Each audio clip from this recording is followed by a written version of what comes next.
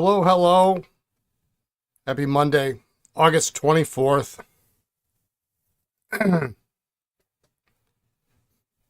2026. What we got in the chat today? Did I just see Dustin in here? Gabriel, Jason, hello. Russell, Colin, Pat, happy Monday. You just heard about David. Your condolences. Thank you. Yeah.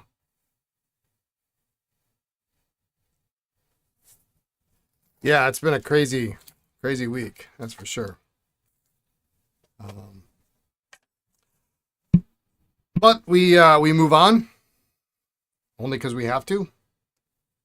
And there has been, for those of you in the North Carolina area, there is or has been announced a service for Sunday, October 4th from 11 to 3.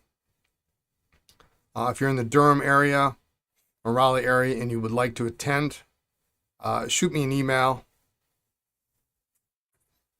hello@cardinalpens.com, and I'll forward you the information. There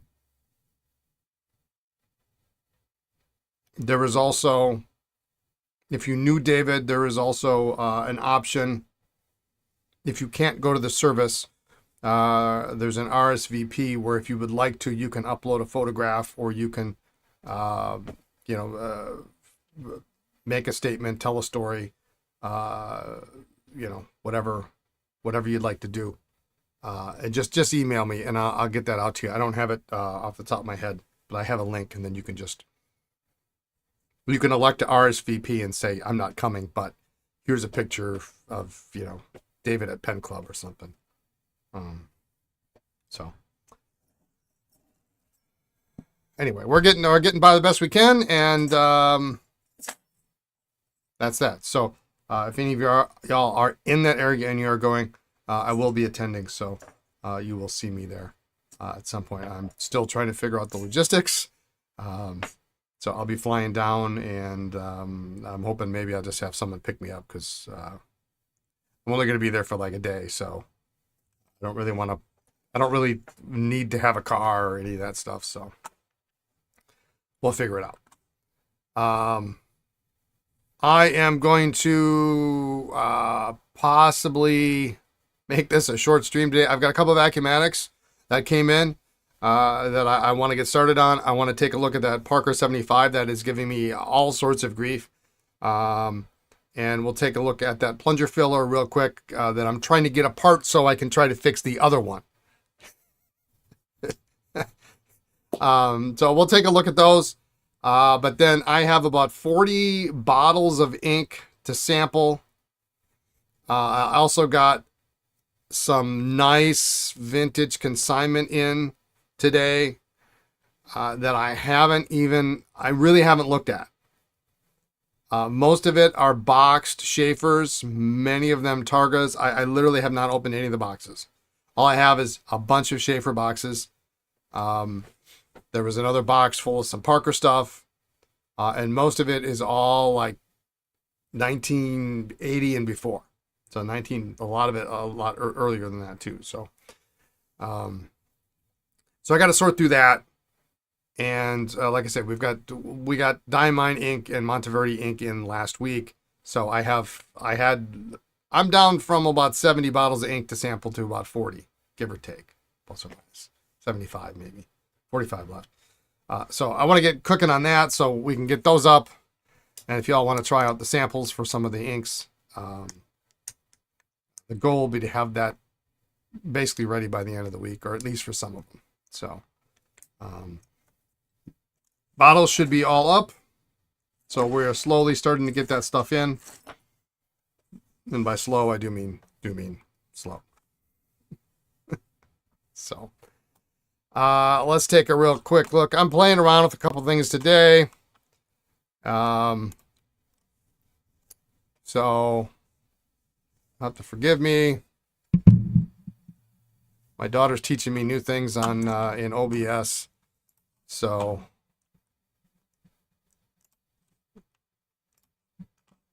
I'm going to be doing some things. Got 2 Vacumatics. We've got a burgundy, pearl lockdown, and we have a silver pearl. Oh, it's not burgundy pearl. I guess it's burgundy marble, and a silver pearl major. And if y'all are wondering what this sign is behind my head, you'll find out soon enough. I am expecting a FedEx delivery, so I will probably be interrupted at some point. But I was looking for a place to hang this sign, and this is not. It is not the final place of resting for it, but it got it off the counter, and I needed the counter space for stuff. So there we go.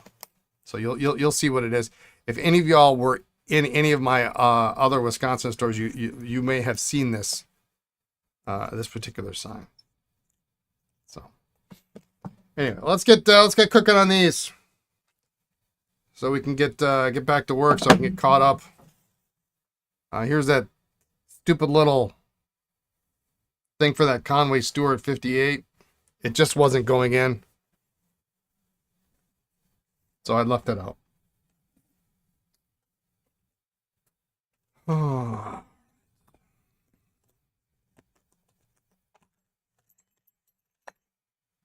Hope you all had a good weekend.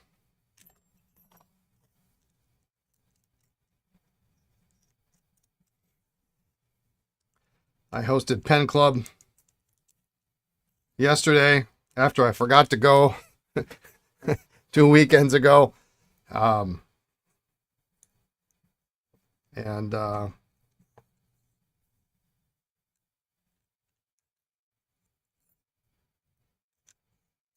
We actually had some people who showed up 2 weeks ago that showed up yesterday. So I guess the moral of the story is there were more people that showed up yesterday than showed up the week before, I guess.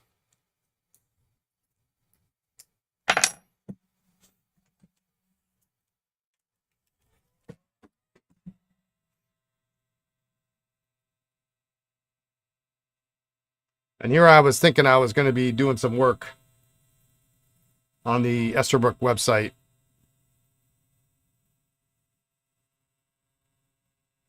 While I was there, because no one was going to show up.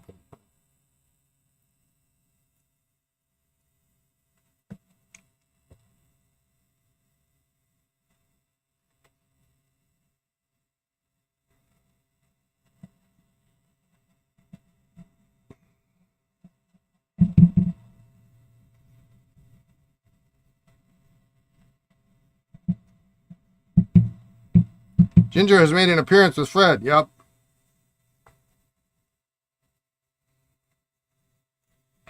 You're hoping for some rain over the weekend, but no snow. No snow. No show. We need rain. Most of the state is in some sort of dark conditions. Most of your weekend was doing structural work on your deck. Oh, and replacing the spring on your garage door. Oh, that's no fun. I don't want to do that. I don't ever want to replace a spring on a garage door. It just doesn't sound like fun.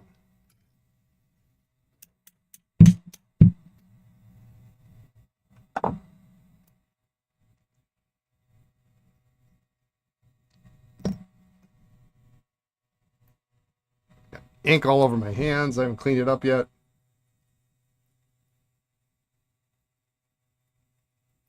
I had 90 ml Monteverdi bottles that I couldn't get open today. You let the pros do that. When those break, the noise alone scares. Yeah. The last time I had a new garage door installed.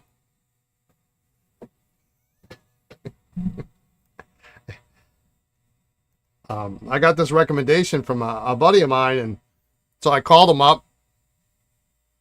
A little dangerous, that keeps it exciting, especially at 63. And so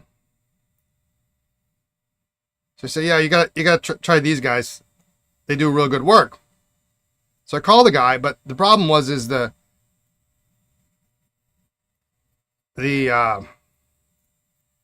hinges were coming out of the door, and the door wouldn't go up, and it was off the tracks and whatever. So I had my car stuck in the garage, and I couldn't get it out because I couldn't get the garage door open. And the guy's like, and it barely fit.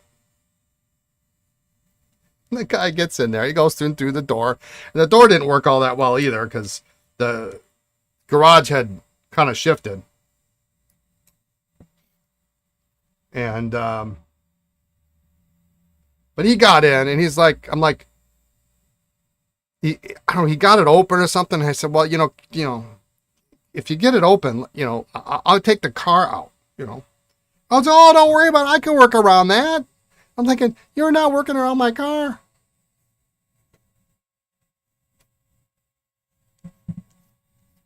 I said, how about you get that open? I'll just back it out. Well, just, I mean, seriously.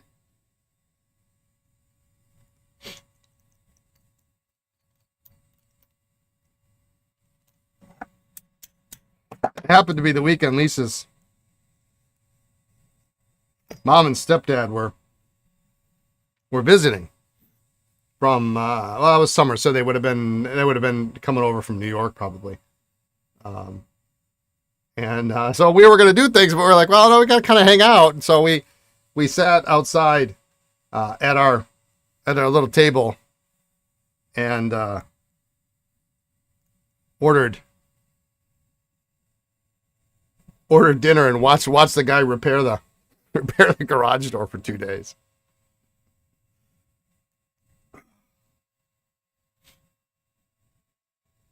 Worked great after that.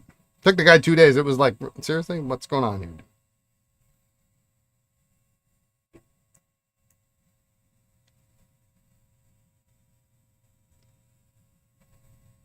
All right.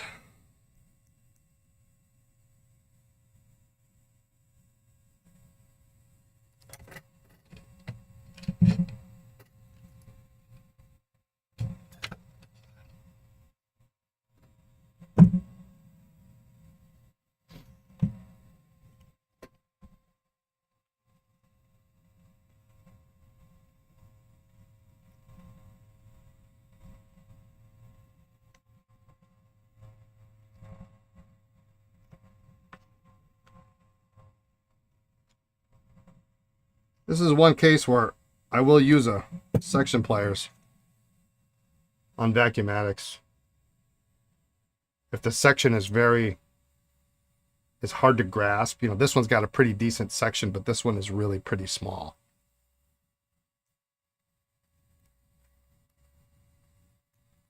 There we go.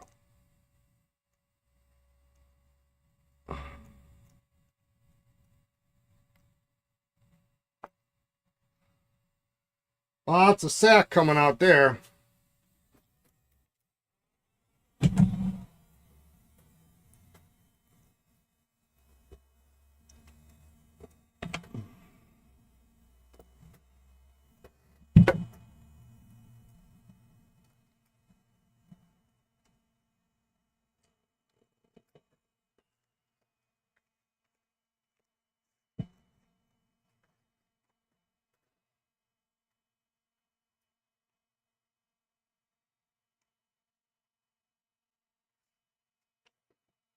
Scrap paper here.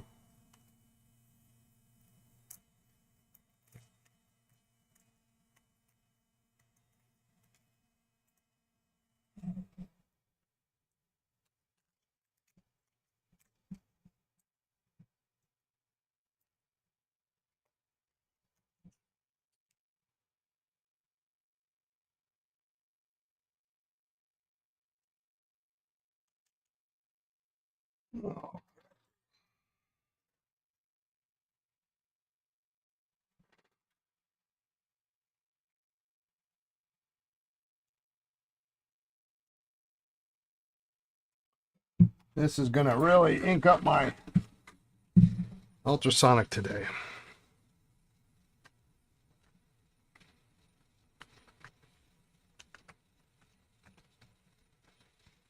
Well, look at that.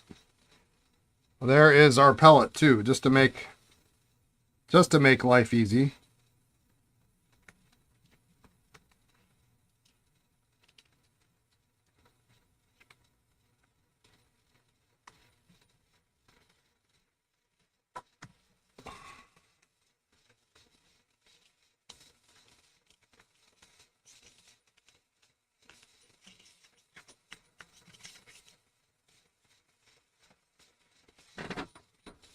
In there.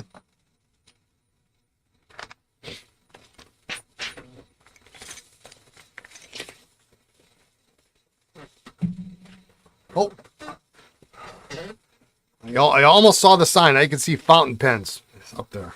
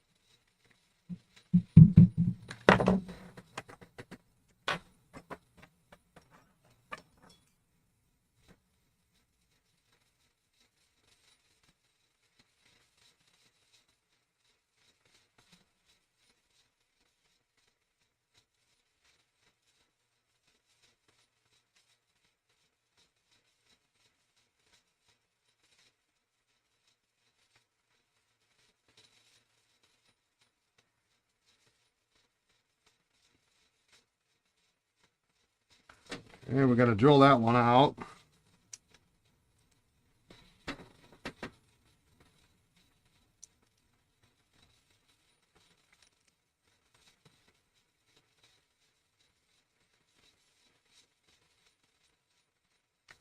So we're going to have to clean this off. There's a little bit of ink on there. Plus, we've got a little bit of dried sack in there. So we've got a Dremel attachment for that.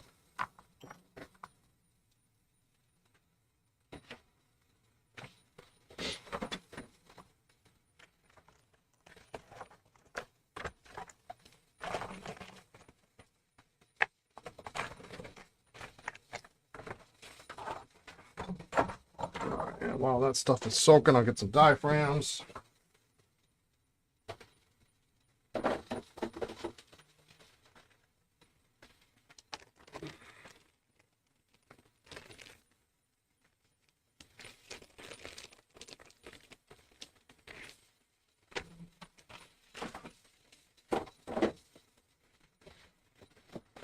Anybody know what sign that is that's behind me?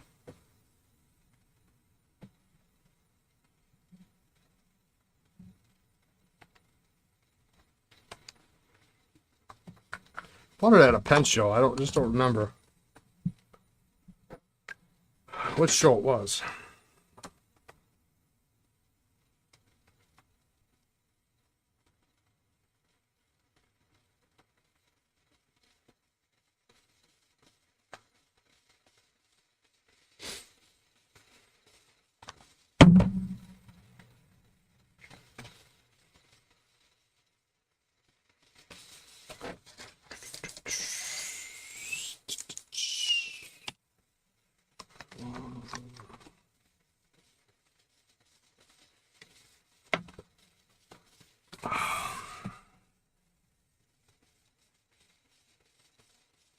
I don't think there's any sag diaphragm left in there.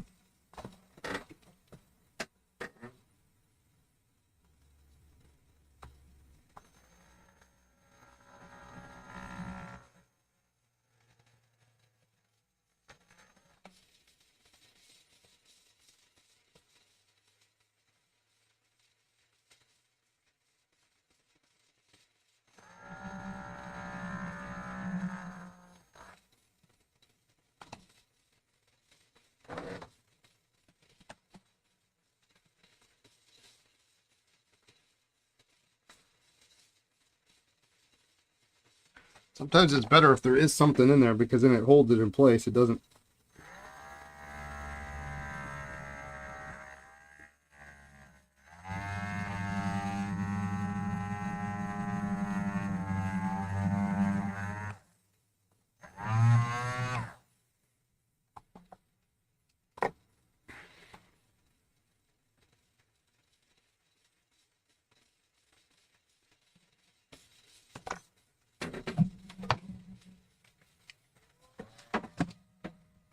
Let's heat it up.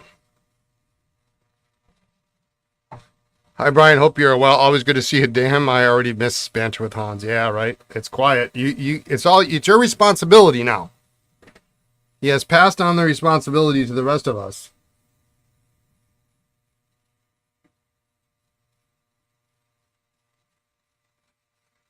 To continue the chatting.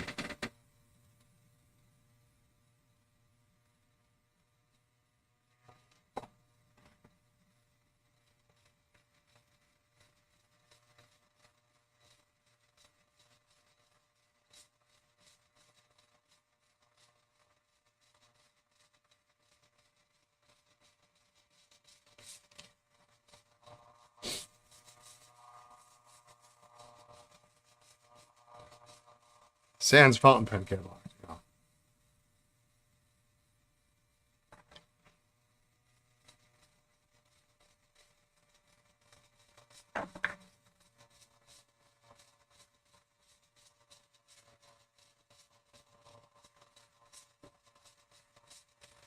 I was talking with David's brother. You're not sure you can handle responsibility? Yeah, I know. And I joked with him. I said, David stuck me with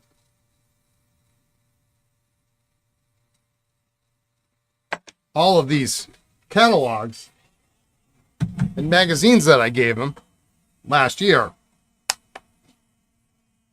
because he felt it was important that they be archived. And I couldn't stand to throw them away.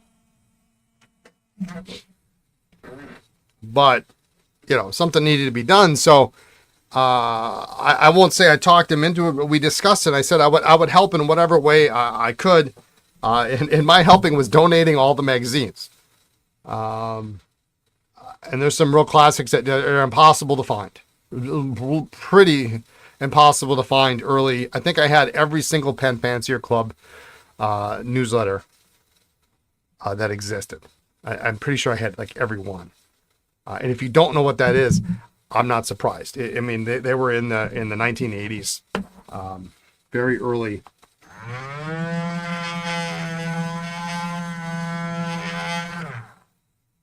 Very early catalogs with some good information. We lost an incredible source of inspiration, information with this loss. Yeah. And so I joked with his brother. I said, well, I chat with his brother about every other day.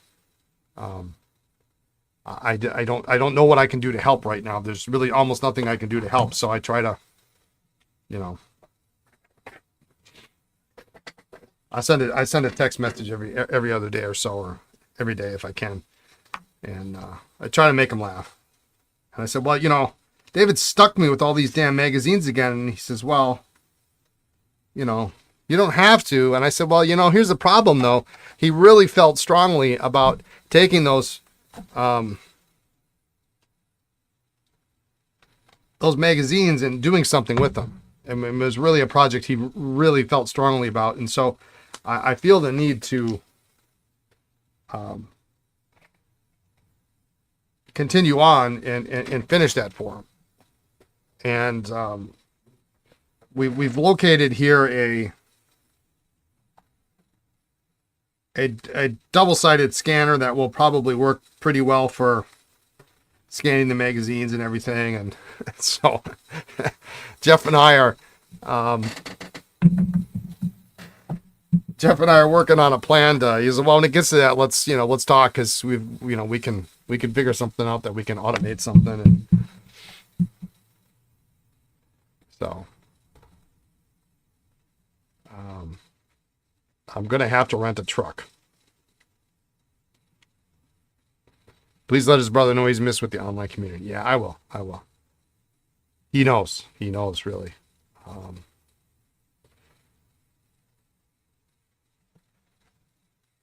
I sent him links to all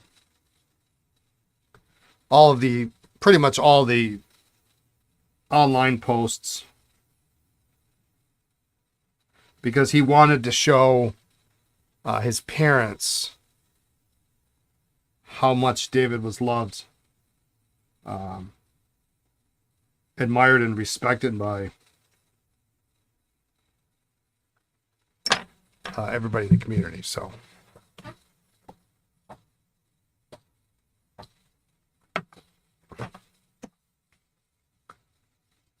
I do have a little something special planned, which I'm not gonna say what it is, for his brother and the family when the time comes.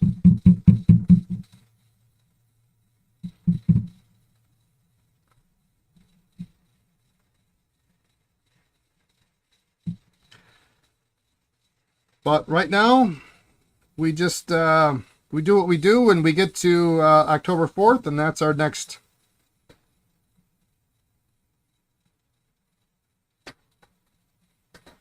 step. Gary, hi there, thrill seekers. Yeah.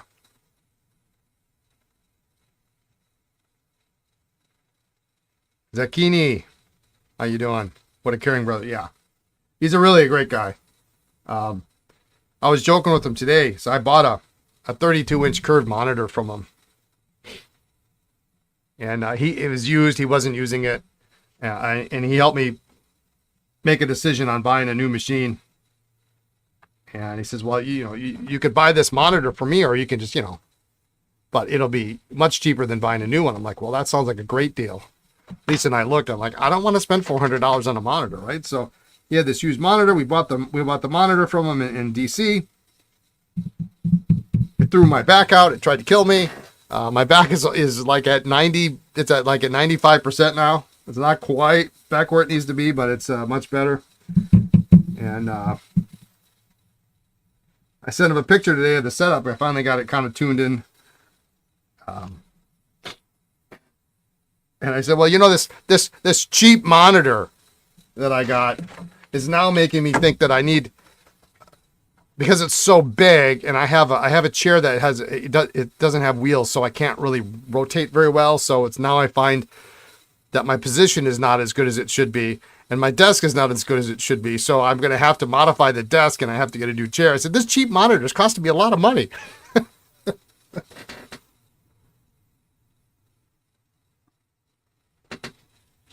So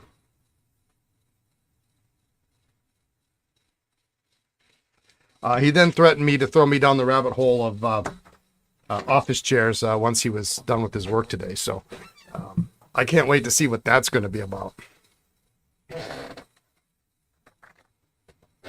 But he's a real good egg. We like him very much.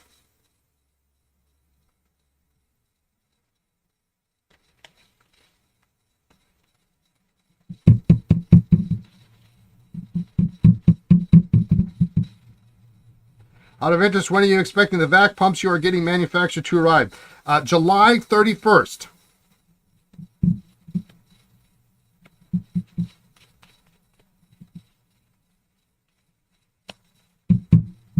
And in all fairness, I guess I never asked what year.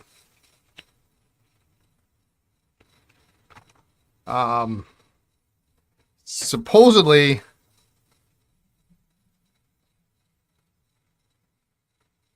they were to be shipped out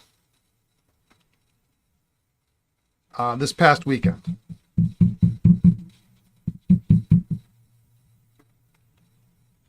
So once they arrive, what I plan to do is because this is a new product, and we had some issues in development, I plan to actually test every single one of them. Which I don't know how long that's going to take, but I have to make sure that they're all going to be good. I might do a sample size first, and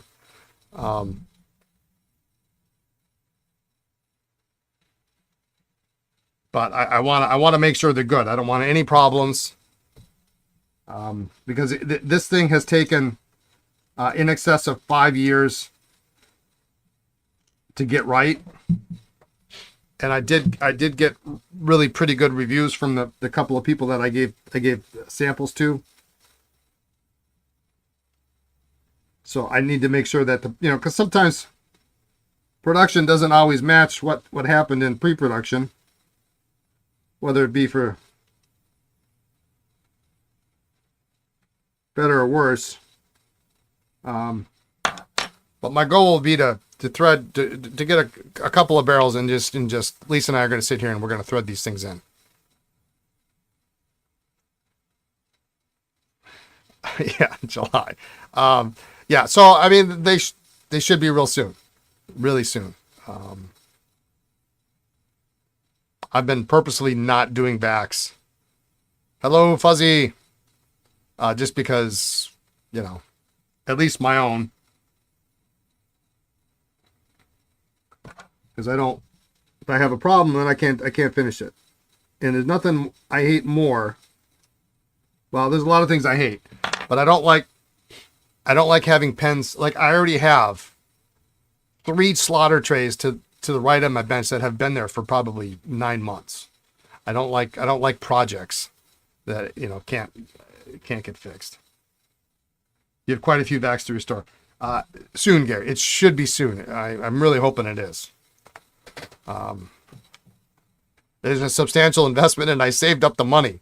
I had to save up money to get to buy these because the minimum order was astronomical. I probably had some leverage that I could have negotiated less, but I needed the lowest cost, and the quantity that I'm getting is the lowest cost. Your wife has a terrible back. You ended up buying her the chair Brad Dowdy uses on stream. $2,800 to $3,000. If the chair was worth it. Wow. Holy smokes. Does she sit in it all day, like every day kind of thing? See, for me, she does. For me, I'm constantly moving around. I'm standing while I'm pulling orders, packing orders. Then I sit down to ship, and then I have a couple of tasks that I do every day with my website to keep that nice and clean. Just kind of cleaning up this filler here. And then I answer some emails. I mean, so I maybe at most I'm sitting for 30 minutes.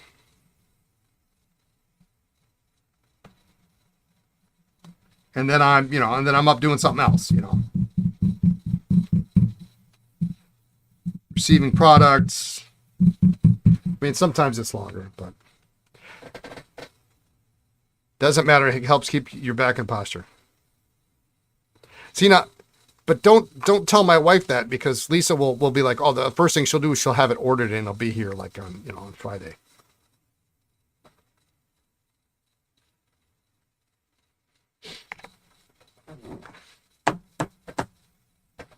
Do I wear a watch? Yes. Well, sort of. I have a long history of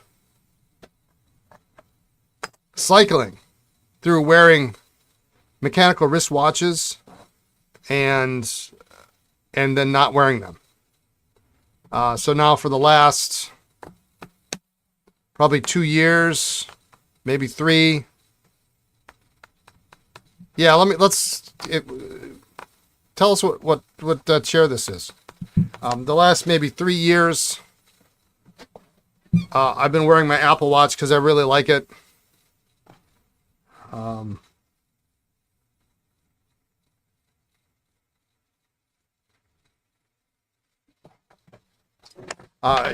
maybe if I'm being honest, you send me an email in the chair. Great. I might be a little lazy, and I like the fact that my Apple Watch will unlock my computers.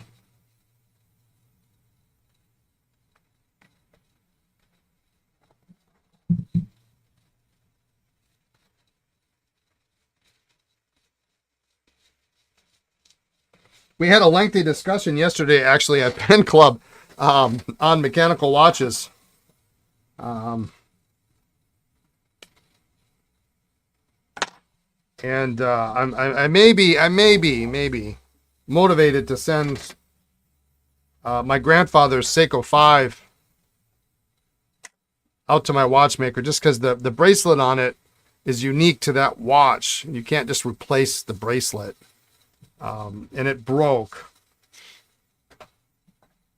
And so he already repaired the movement, so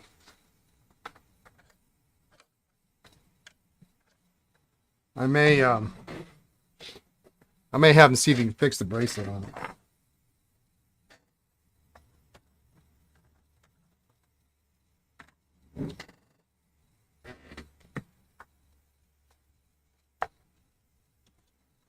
The Apple Watch unlocking your machine is super. When I heard about that, it blew my mind. It was like, like I there's a couple other things I'd like to use it for. Like if I'm going for a walk, I'd like to be able to have my Strava. I use Strava. I like to have my Strava set up.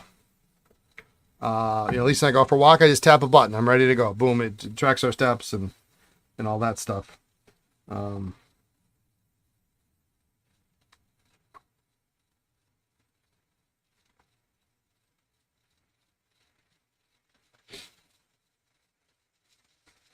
And I like that it gets. I mean, I guess I could wear it at night to track my sleep.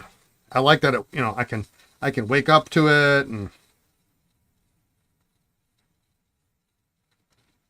But one of the things I hate about regular watches is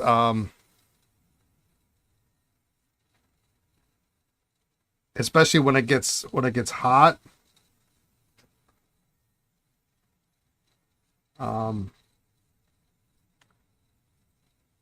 Leather straps get sweaty and bracelets are just itchy, and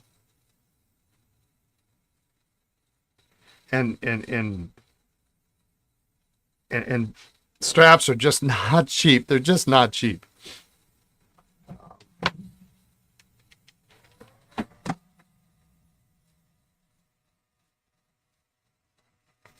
Timex has issued some outstanding mechanical watches lately. Yeah, didn't they? Was it Timex or was it Citizen that did that? Zero. Did they call it a zero or something like that? You just need to know the time.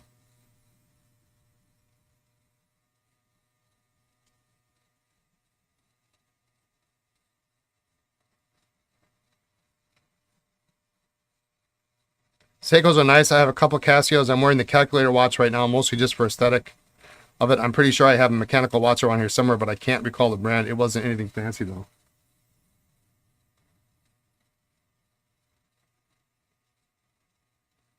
This is not my normal pellet pusher. I'm having a hard time with this giant mess on my desk figuring out where the heck it is.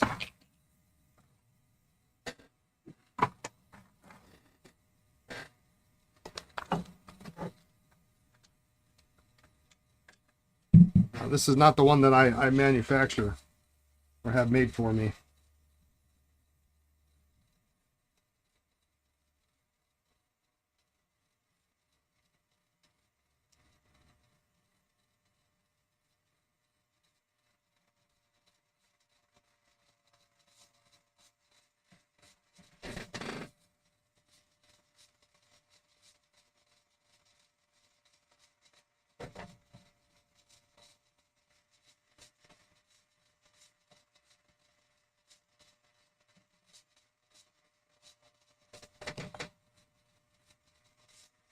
What the heck that thing is?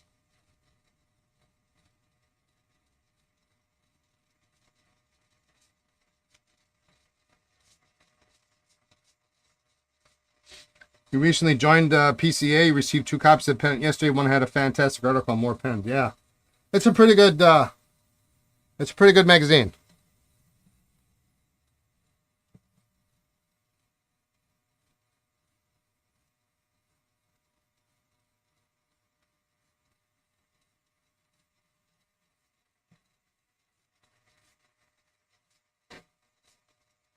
So the opening on this is too big.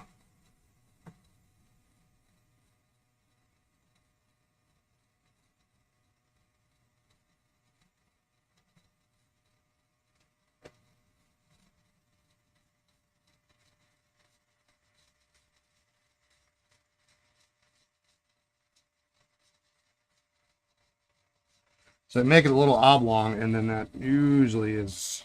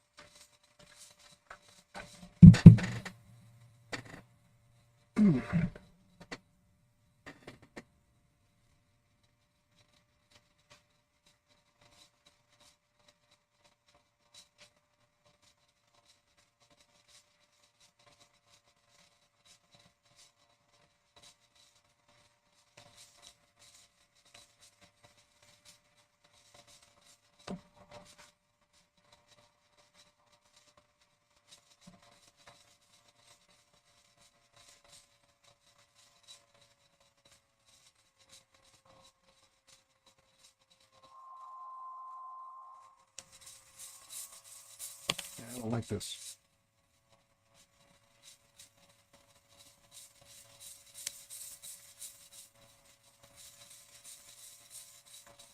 Time to clean off my bench, I guess.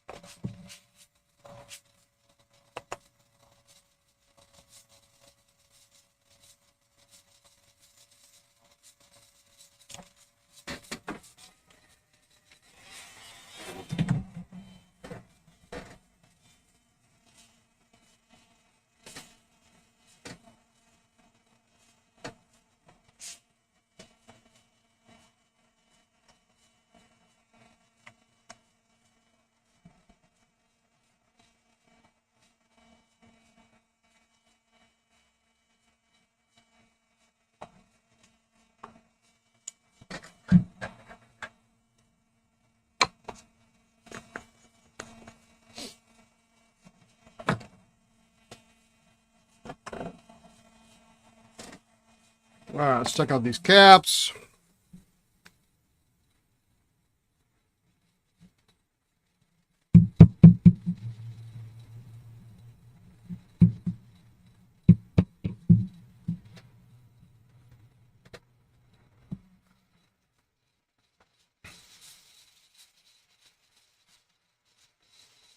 This one's not bad. You definitely don't want to put a cap in if it's got a blue diamond in it. It'll be a non-blue diamond before you know it. Gary, are you watching the Volta?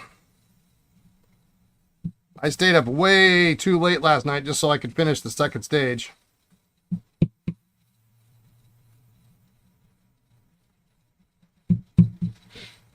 Looks like it's possibly going to be the Tadej Pogačar show. Though I haven't seen the finale today.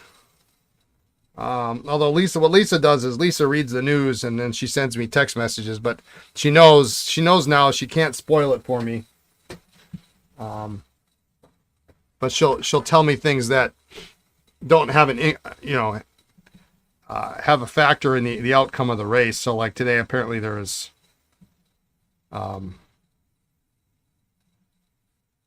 hail or something going on. So I started to watch it before lunch, and I didn't really get very far. But that's probably what I'm going to have. You watching highlight packages? It comes on too late at night, Since I, unfortunately, I'm not as occupied as I used to during the day. I have time to watch it, so.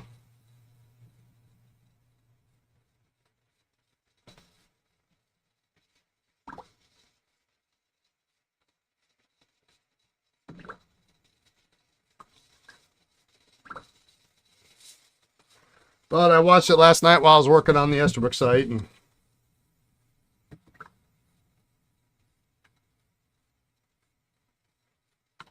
well, there's a lot of ink that's coming out of here.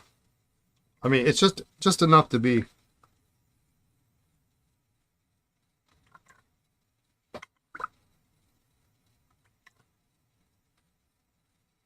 What I'm doing, I'm gonna leave it in there.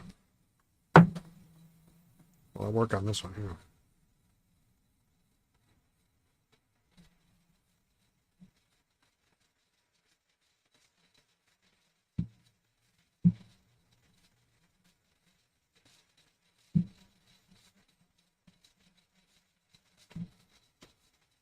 Yeah, when it gets, I think when it gets colder, I might throw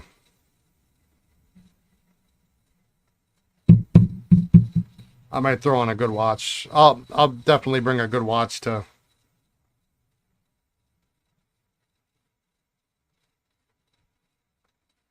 the service. David was a Grand Seiko fan. He had a really nice vintage Grand Seiko quartz that he wore all the time.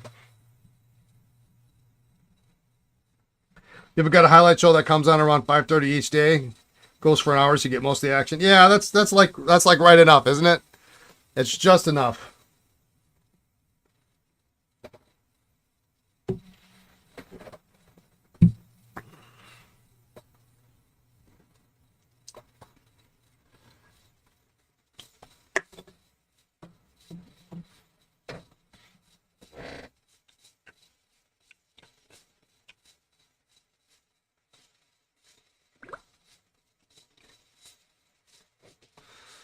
There's almost too much water in here.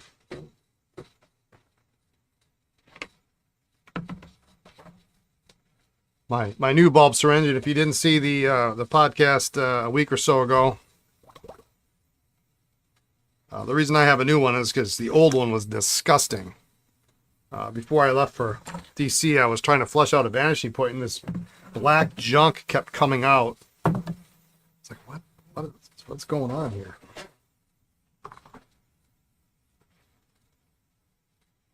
Oh, I washed my towels. Where the heck did those go? I guess we'll use this.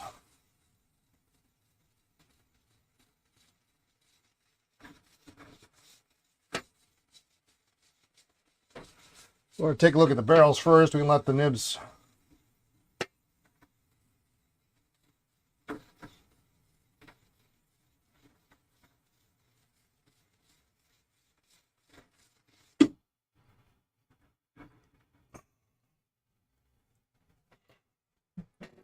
Nibs soak.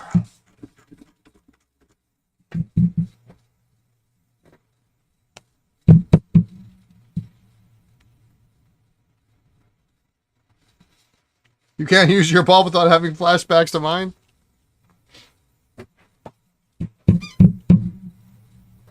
I am incredibly frugal when it comes to certain things. I mean, and you've seen it on this stream. I don't throw away toothpicks. Now this is a pretty brand new one, but what I'll do is if they get, if I'm using thread sealant or something, I heat it up, wipe it off, and then I'll whittle it down.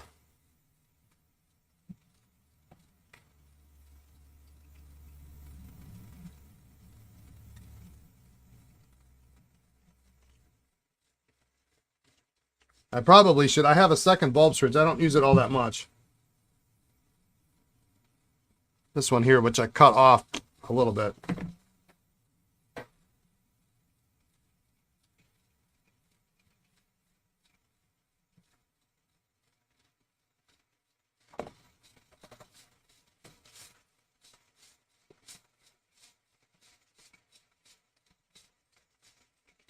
All right, this one I can definitely feel we've got.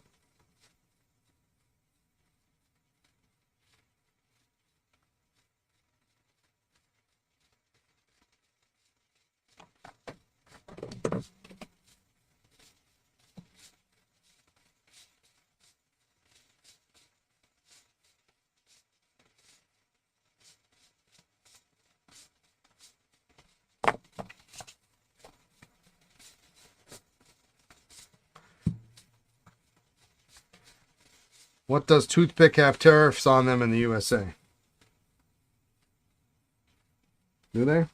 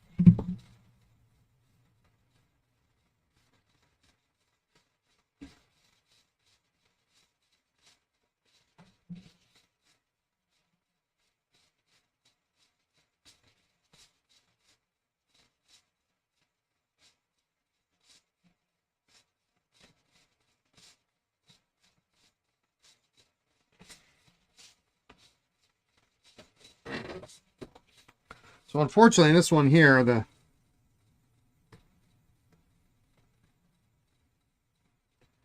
diaphragm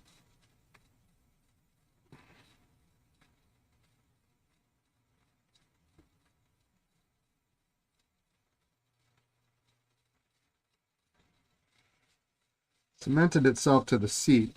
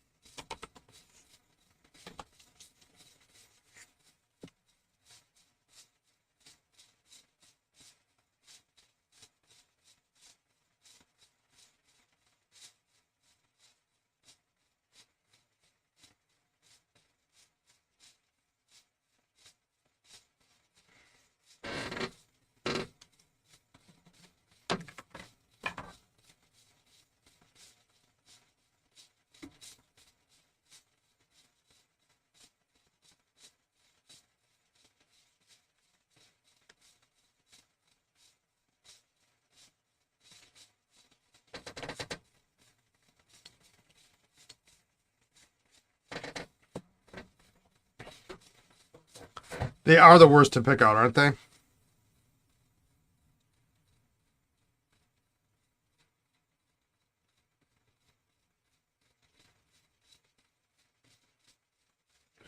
And you know, you make the mistake once of accidentally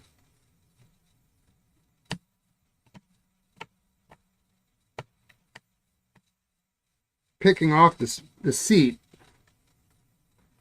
and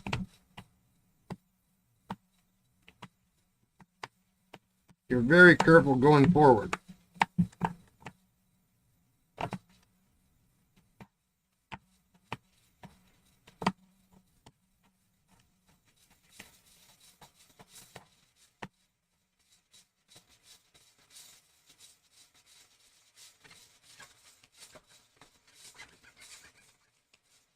There we go. I think that's most of it.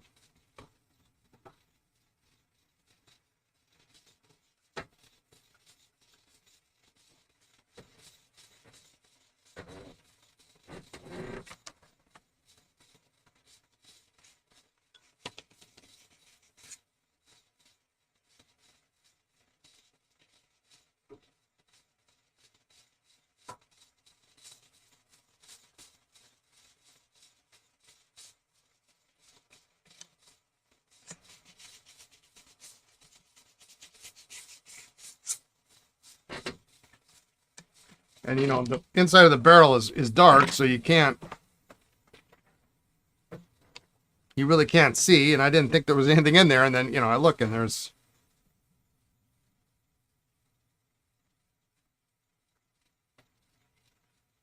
stuff. But now you can see the transparency. You can see a little bit of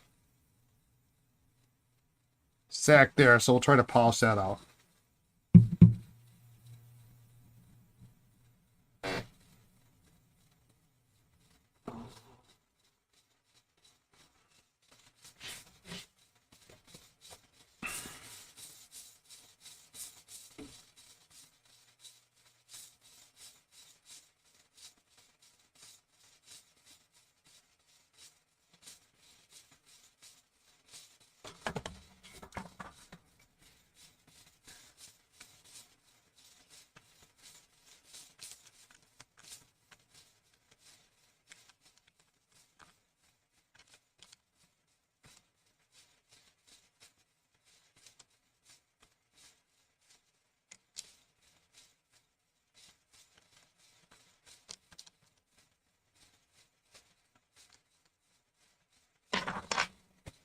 Why don't we be smart about this?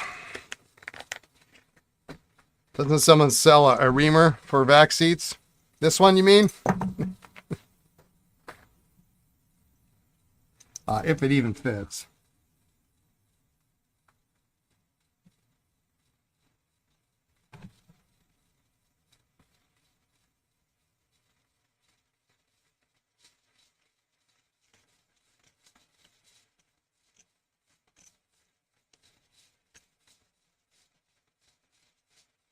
Problem is, this barrel is too big for the reamer.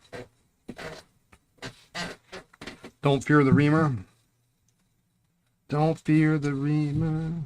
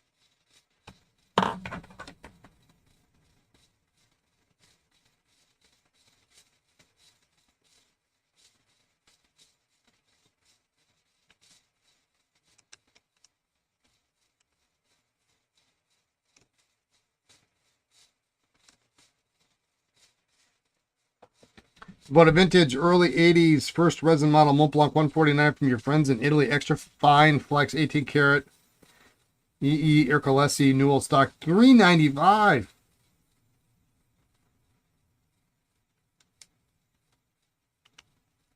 For $149?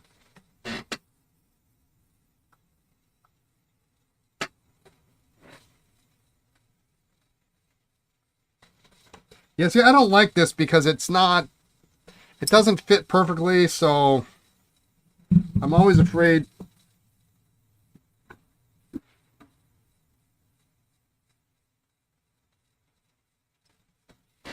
it's gonna take something off it's not supposed to take off.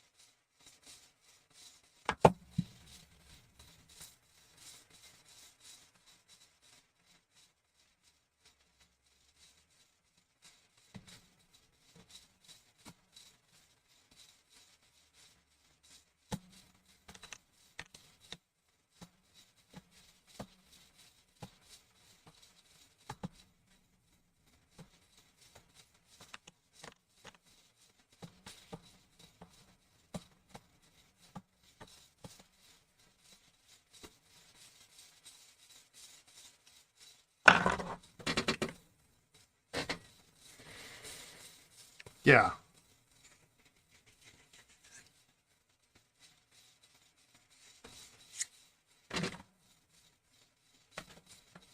You don't want to go too far.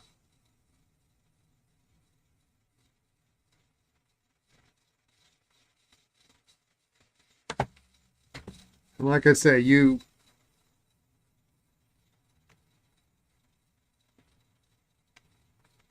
wear down a seat once, and you remember that the rest of your life.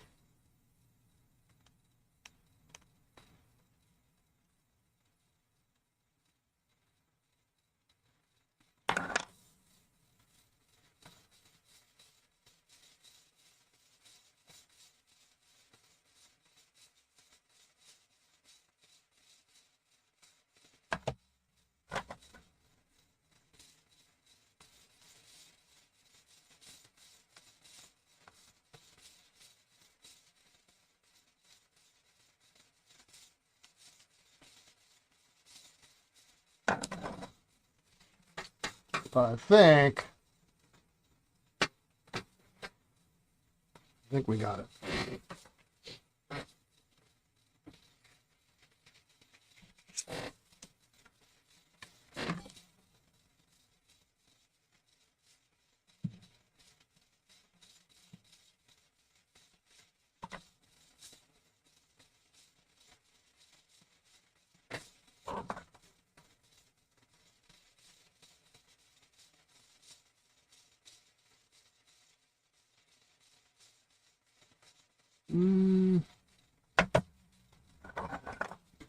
It's so tedious.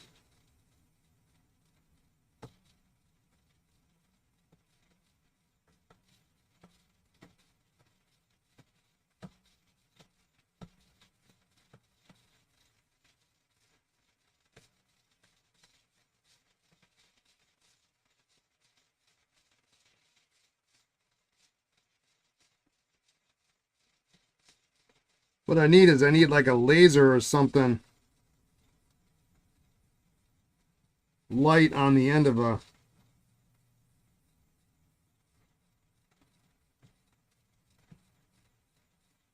pick so you can see easier.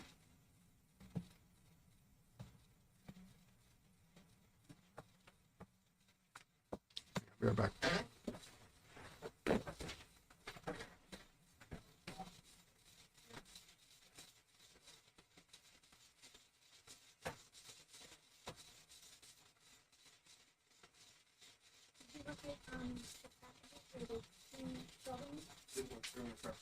Okay, so you go over to Wendy.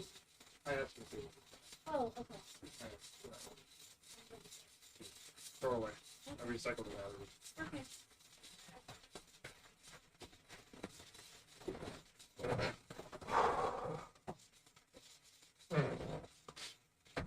It's getting hot in here, so thought that was FedEx, but it wasn't.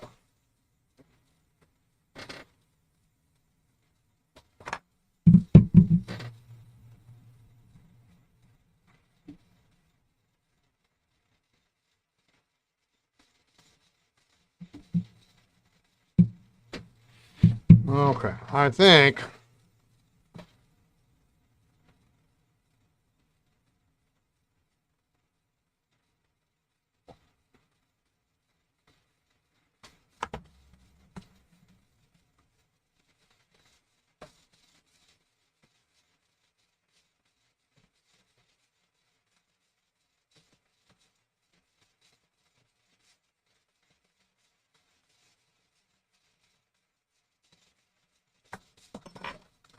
that's probably good.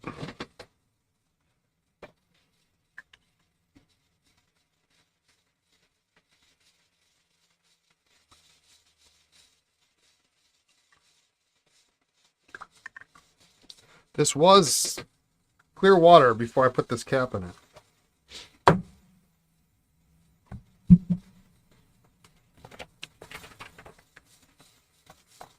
All right, now there's a little bit of residue in there from... You didn't realize I was a big fan of cats? Big fan of cats. Love them.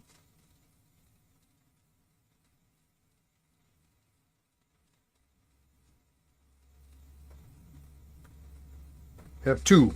A big fluffy orange one. And a kind of pseudo annoying but sweet small tortoise.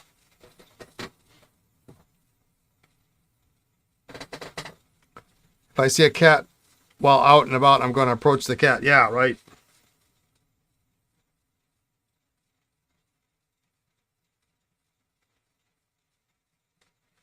Lisa and I were on an antique trip a month or so ago, and we were in this kind of small nothing of a town, and they had kind of a touristy shop, and we went in just for grins. And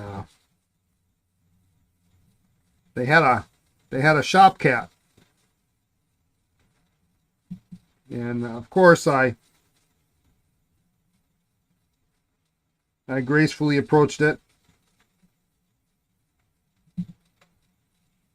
only to discover he was maybe the most unfriendly shop cat I've ever seen. He wanted none of my nonsense.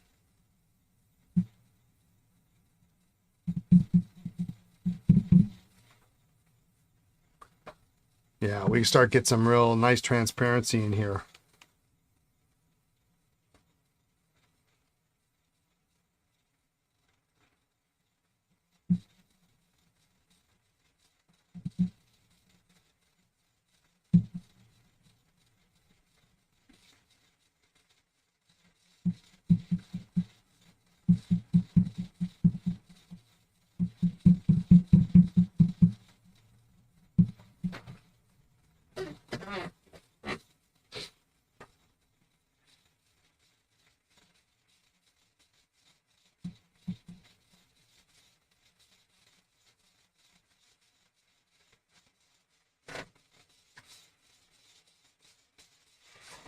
You just got notification your Franklin Christoph Model 31 Black Pen Society pen is being dispatched. They had run out after the DC show. Yeah, I saw him at the show.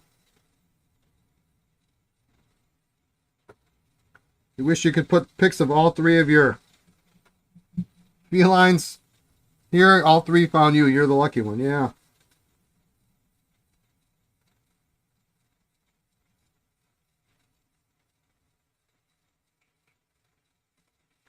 I don't know why, but my Tortie, who is really Lisa's cat, wants almost nothing to do with me. Has been kind of sleeping next to me lately. What pen am I working on? This is a I'm gonna check the year on this. Fourth quarter 37 Vacumatic.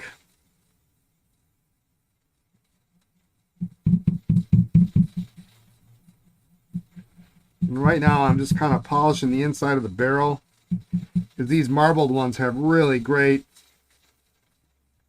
they can have really great barrel transparency.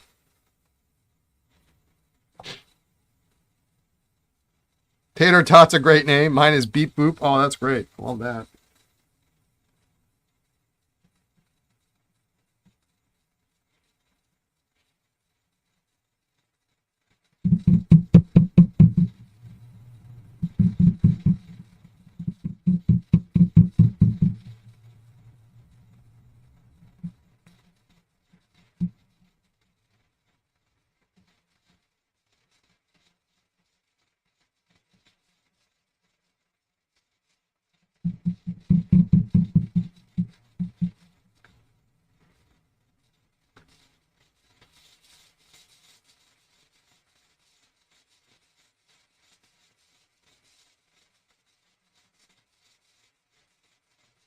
This is going to be super cool when this is done. You can already start to see it.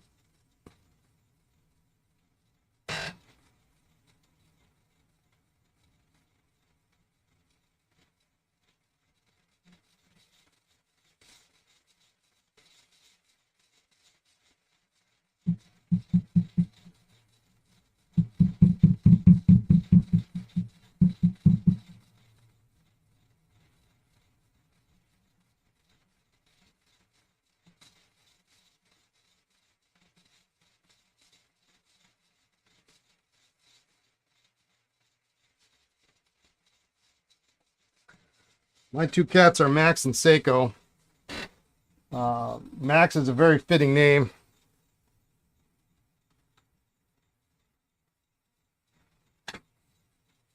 Because he's a pretty big boy. But it was also the name he had at the shelter, so I thought, you know what? He might recognize it.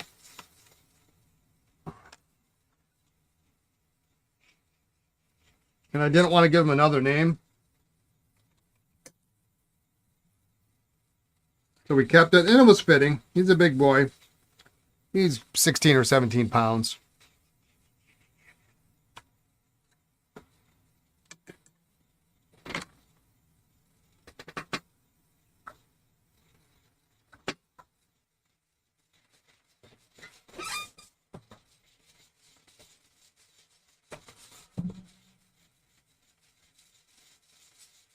Well, you can see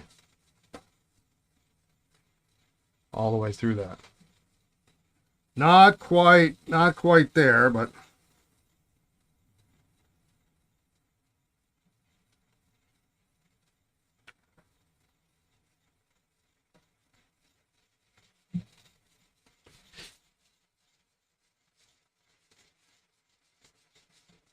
these are very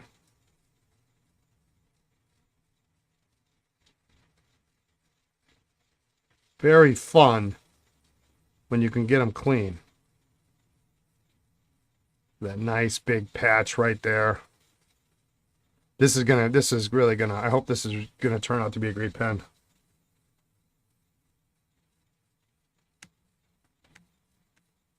Your legs are getting coated with fur as your daughter's cat tries to butter me up to give her dinner early.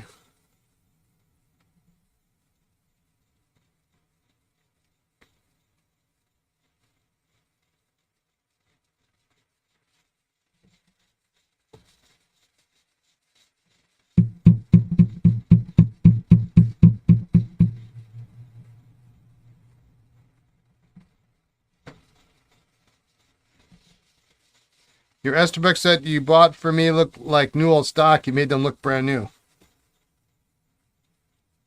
Good. I'm glad you like them.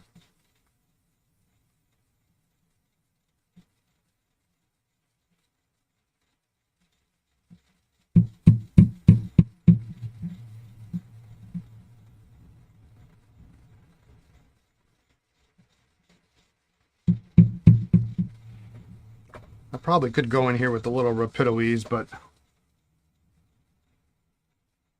when I put the polish in there, then it kind of highlights where, you know, where you need to work.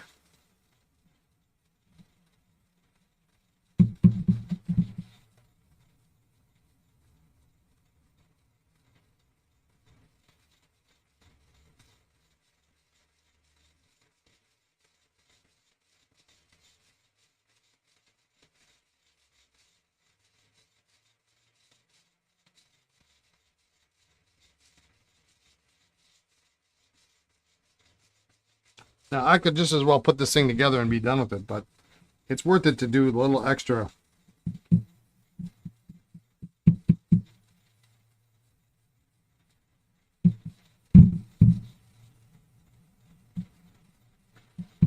Little extra step to get it.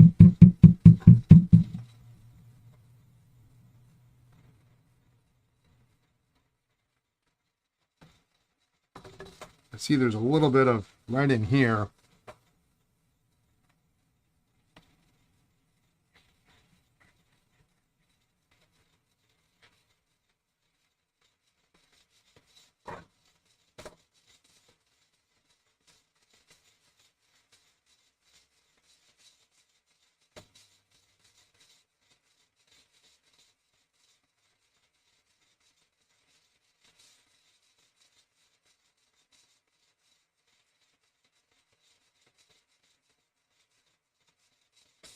Just using, that's why I like this tool, because it's rounded, it's not sharp. And so if you use, am I using Renaissance polish? No, I don't use Renaissance at all. I don't recommend it. Renaissance wax, any of that stuff, no. This is micro gloss 5.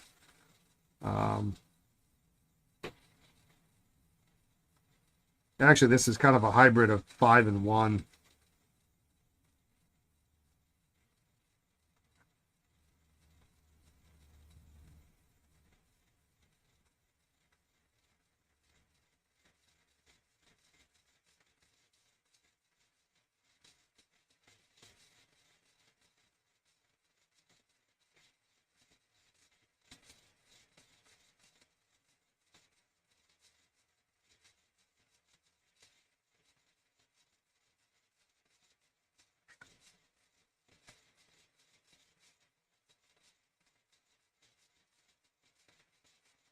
Can you use a modern Parker converter in a Parker 45 pen? David, yes, you can.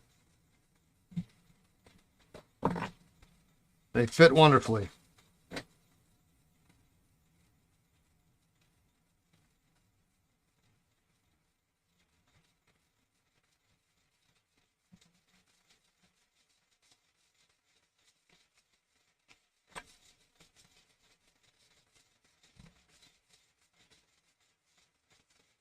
One of the reasons I really love the 45 is because it's got a classic design, but you can use that converter.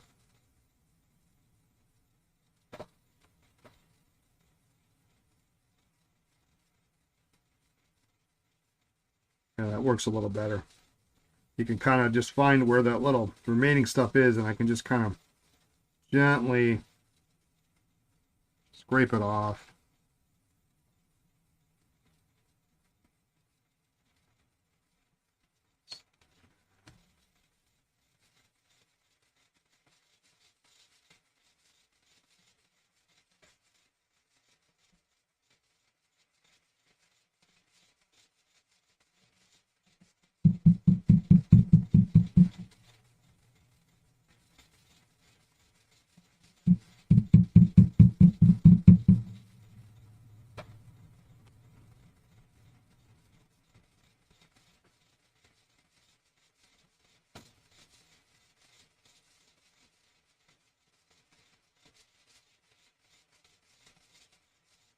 All right, maybe this is it. I don't know why it's so hot in this office.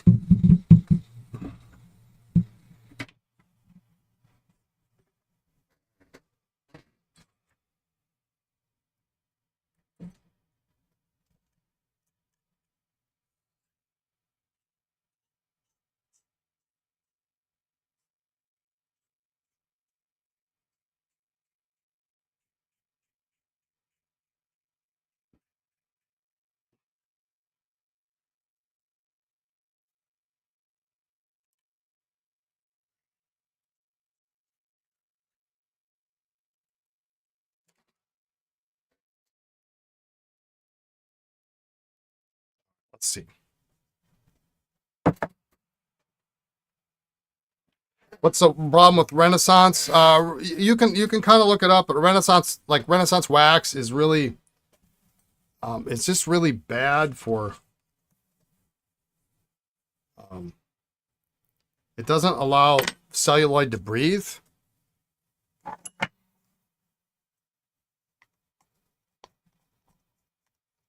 And you need, celluloid needs to breathe.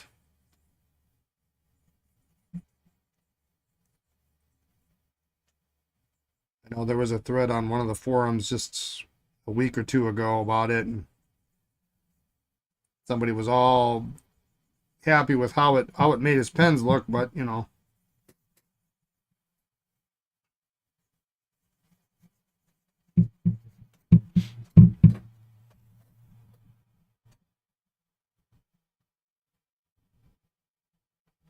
So now take a look at this.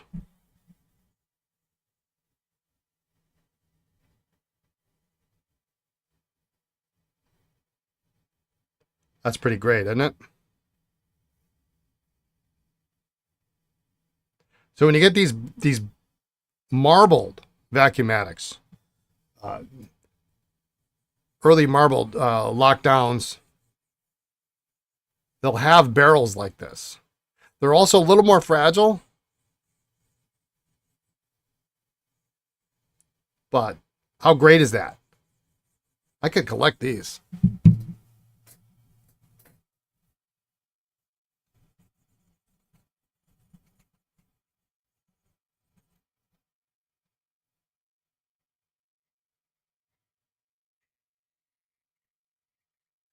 Now, some of this on the ends is going to be covered up by the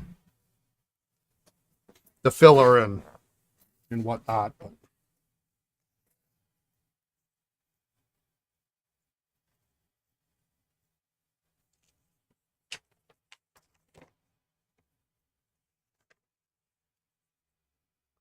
just get the whole thing.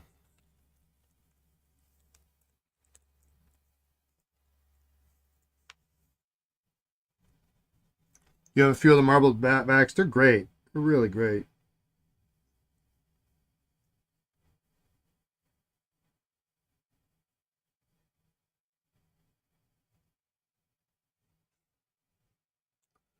Marbled vac was the first vac that I restored, or I should say, attempted to restore in front of Joel Hamilton when he came to my house for training. It was, and I've told this story before, but some of you probably haven't heard it. Joel Hamilton and Cheryl Tyree came back from the Ohio show one year, and they decided that we asked if they would stay a couple days in Appleton. We would pay for the hotel and we would pay for meals and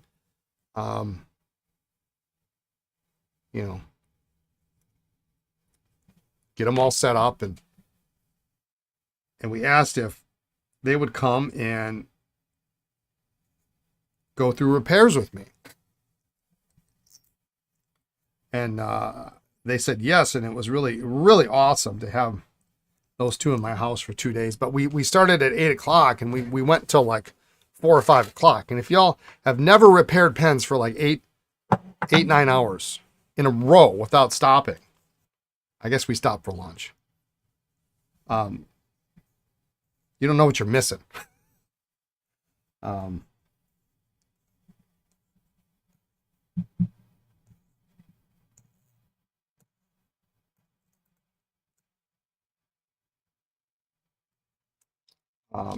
So the way it was scheduled to work was day one was going to be Joel.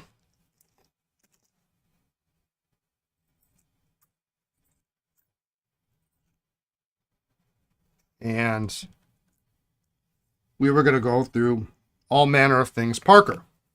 Beautiful. That's really very nice. Very nice. And then day two was going to be,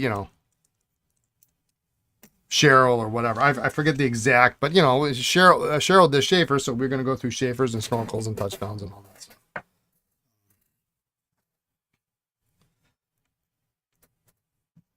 So they're sitting there, and Joel says, okay, and we had planned this out months in advance, so I had acquired a large number of pens to restore. And he sits me down, he says, okay, now show me how you restore a Vacuumatic.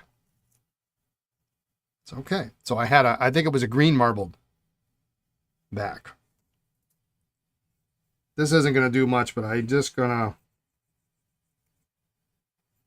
run a little polish in here, just in case there's any residue in there. Just show me how you repair a vac. So I take my vac, I've got my vac wrench, I'm nervous as all get out, and within about 2 minutes, I promptly break the vac in half. And he says to me, I said, oh shit. Because I know this is like, 16, 18 hours that we're going to be going through repairs. And the first thing I do is I botch something up. He goes, okay. Now, first of all, there probably was a hairline crack you didn't see.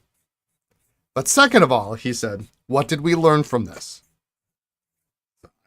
No idea. He said, always use heat. Always use heat.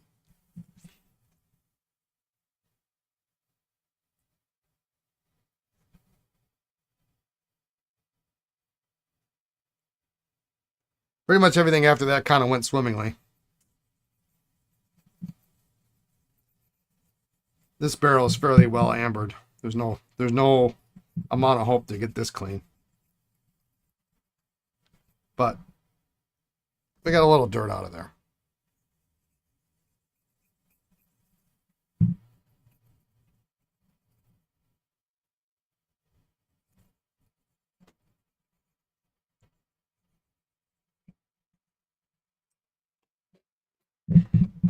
What did we learn from this? He said.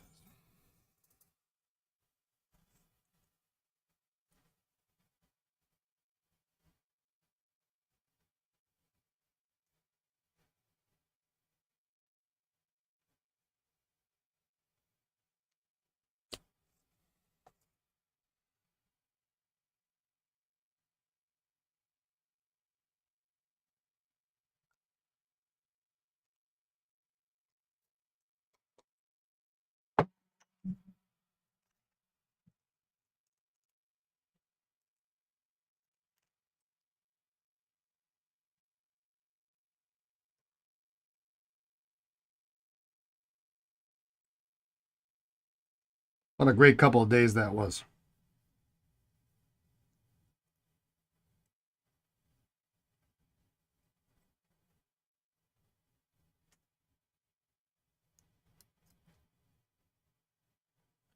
Maybe my favorite memory is one of my other favorite memories from that weekend is they took a break and they switched. And so Cheryl sits down and then Joel's talking with Lisa about, what tools and what other things that we were going to need. And she's like, well, we've got a hobby store just down the street.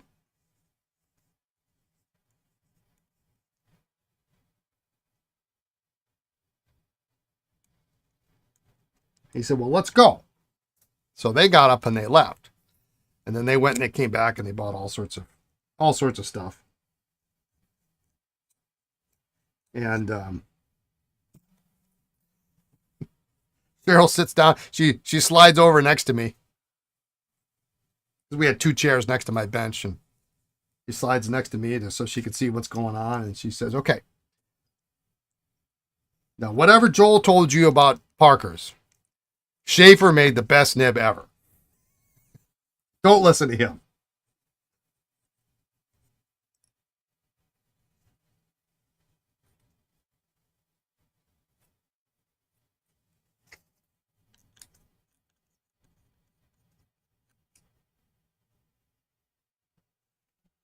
Not quite there.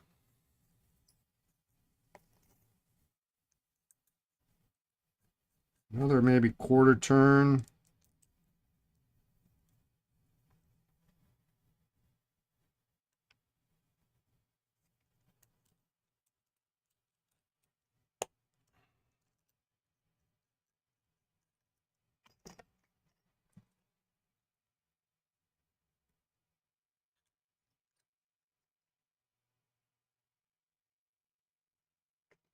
Hey, look at that. Oops.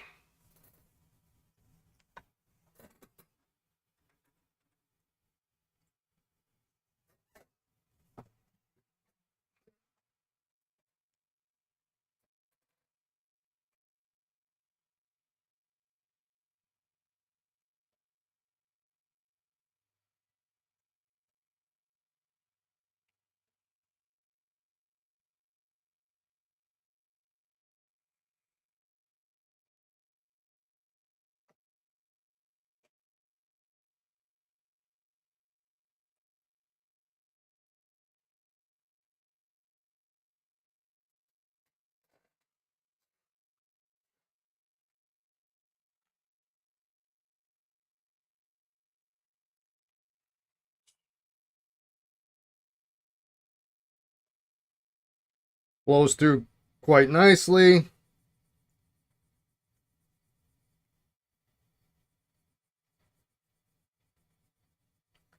Nib and feed look aligned properly. So I don't see any reason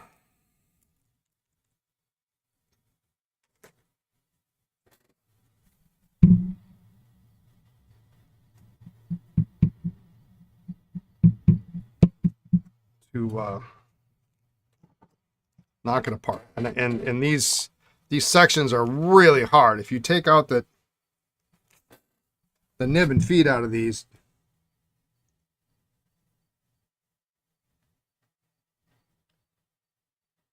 you may not be able to get back together.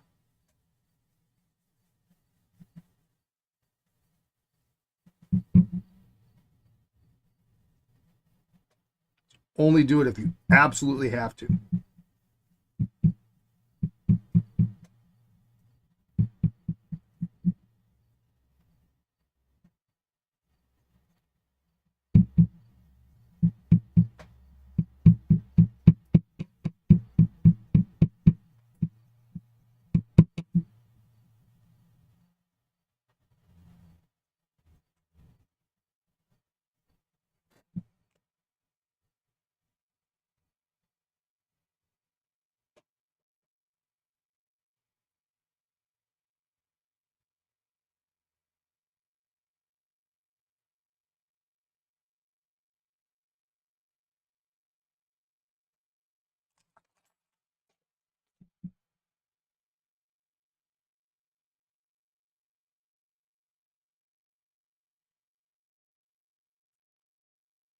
Just a little bit of, actually it looks like shellac on here.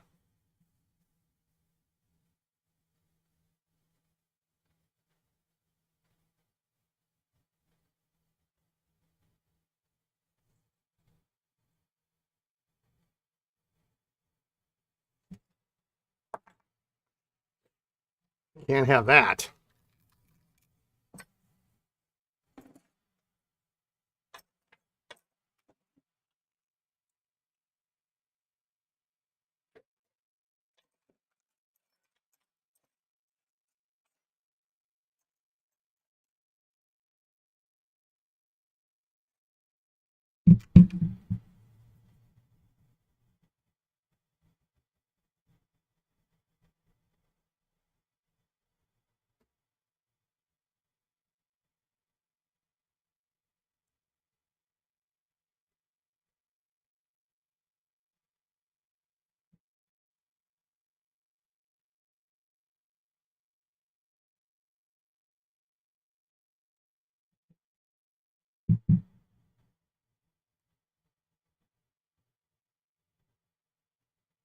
Toothpicks are great for this kind of work.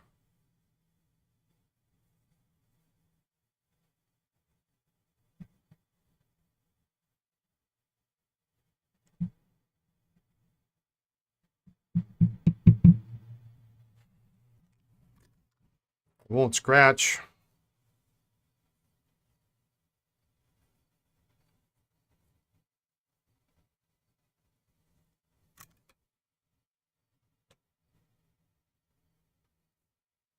Oh, there's my delivery. Hang on, I'll be right back.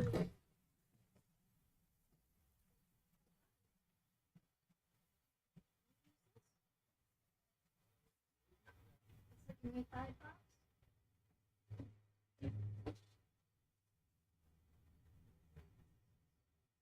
Yeah, 79.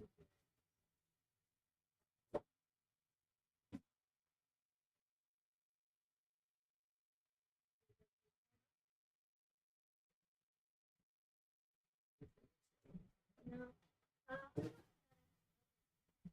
Oh. False alarm number 2.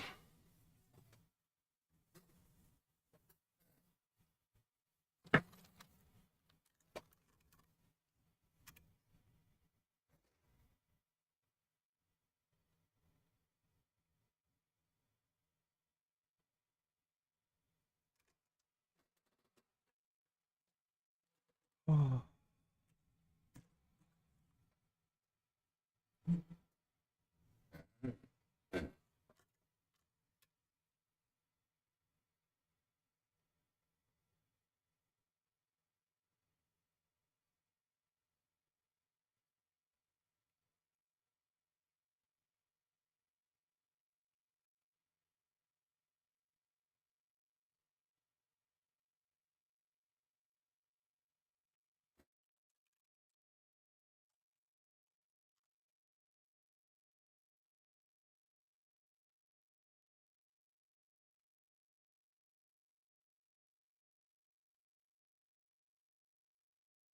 Well, if I got to look at it that close, it might be the start of some pitting or something underneath the...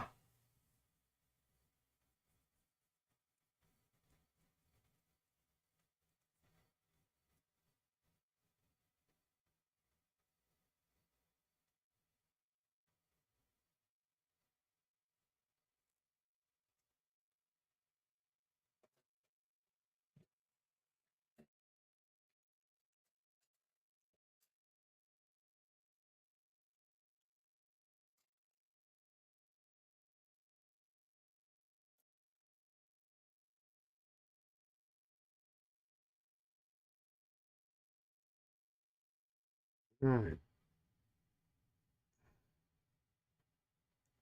Correct date-coded nib.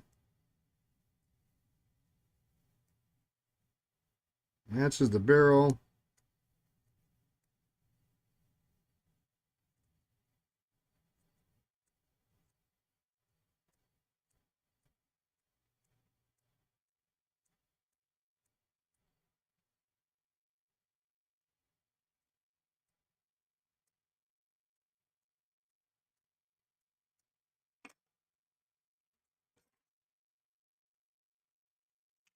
Oh, well, that sucks.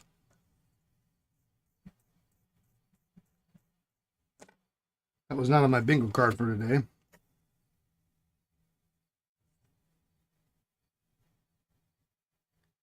Need a new breather tube.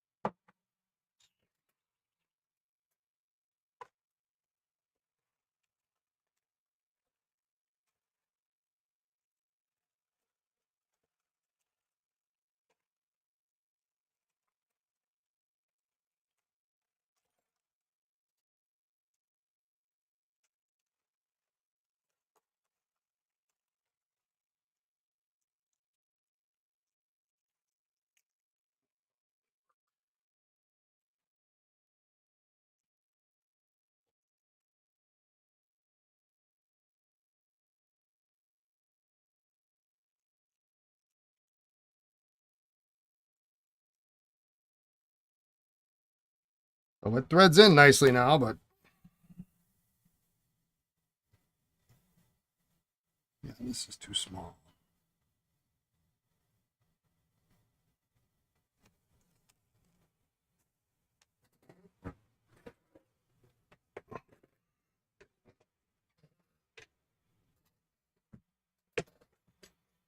Herman Miller M-Body chair, and it's on sale for a great pricing. Link worth it. Please consider.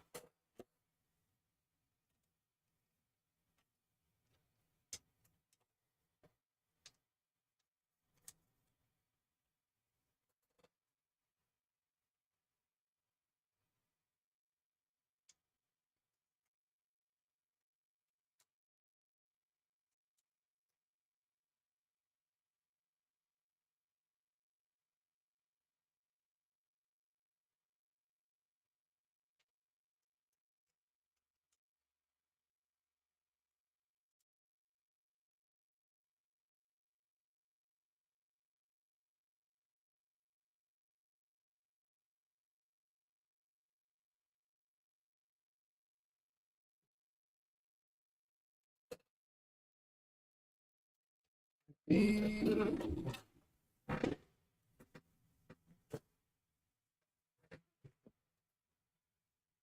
is too small.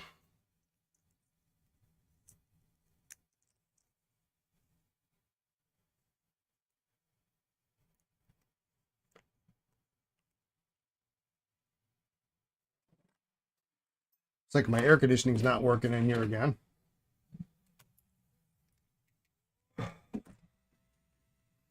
Have to use my heat gun now.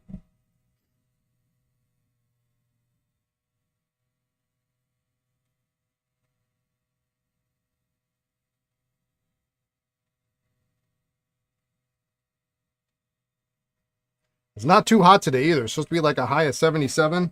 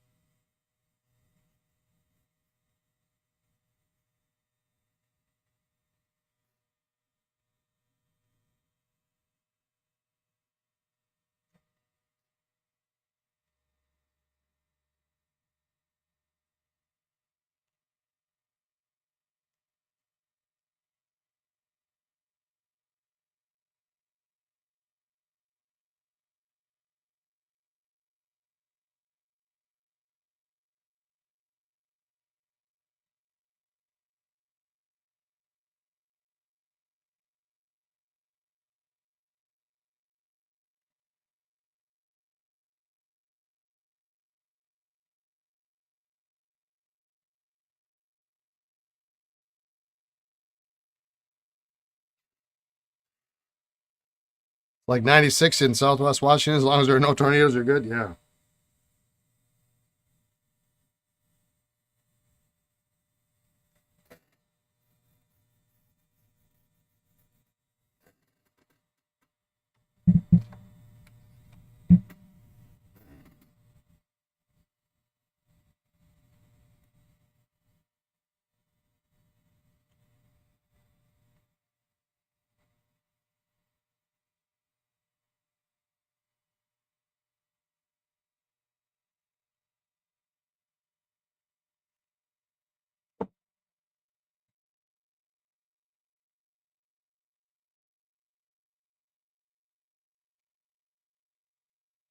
Well, sometimes when things break, they're.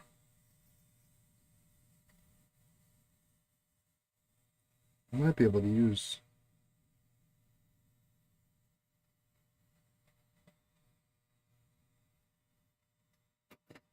Let's see if we can reuse this.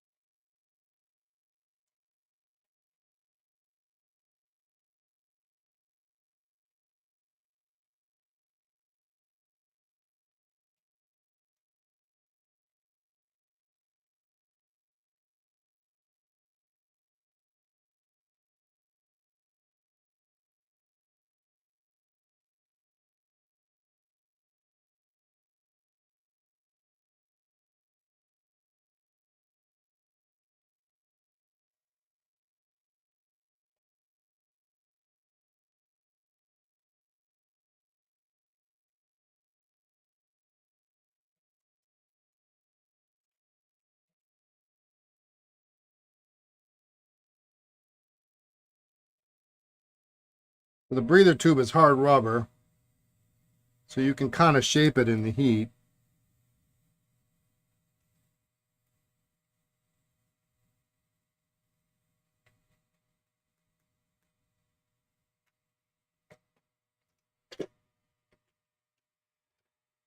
Thanks to my buddy David for telling me I needed to buy like 7,000 drill bits, and it has come in handy.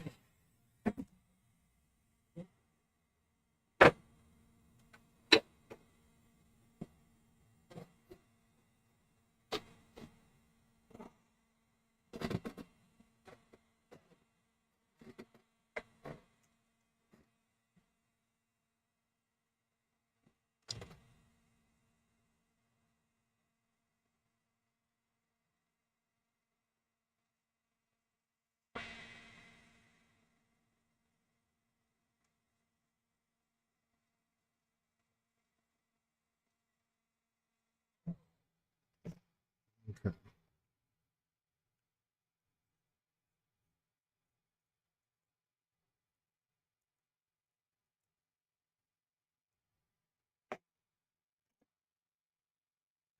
Make sure these threads are clean.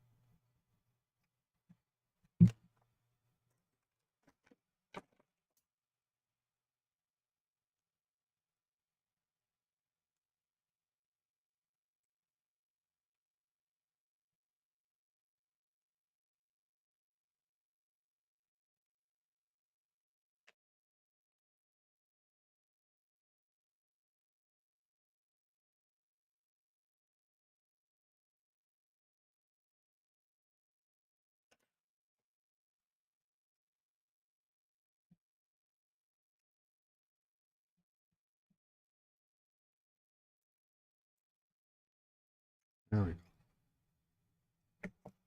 All right, next step.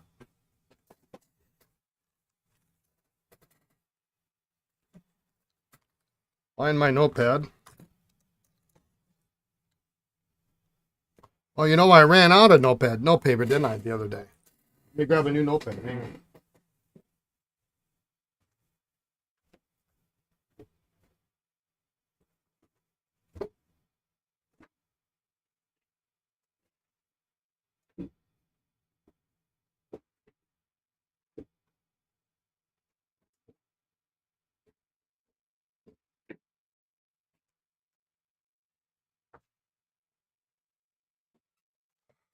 Oh, little jade green Schaefer action going on.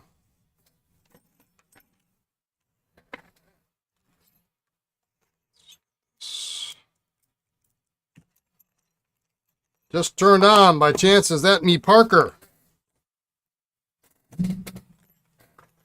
These are, yes, it probably is. I forgot. I don't know. I don't remember which one was yours, but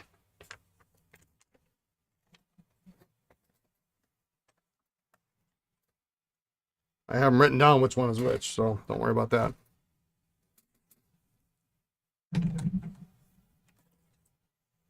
Was yours the gray one? I can't remember.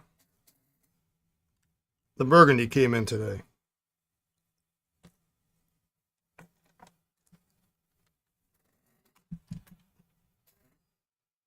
Missed all the good stuff. But we're going to ink it up now, so I guess that's the best part. Then we'll clean it,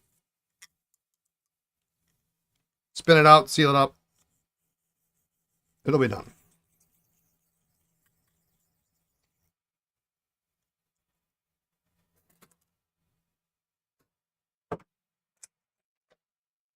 Oops.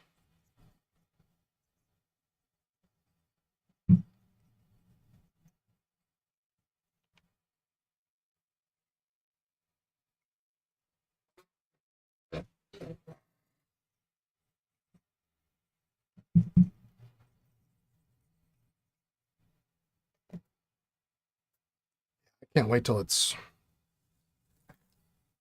not summer anymore.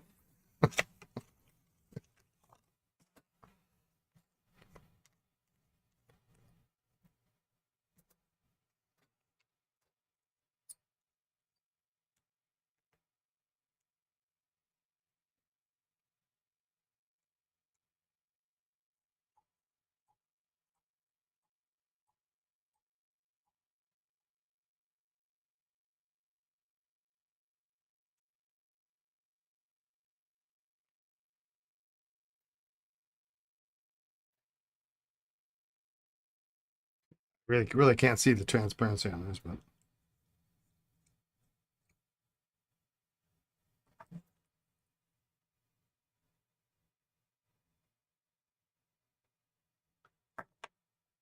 46 third quarter.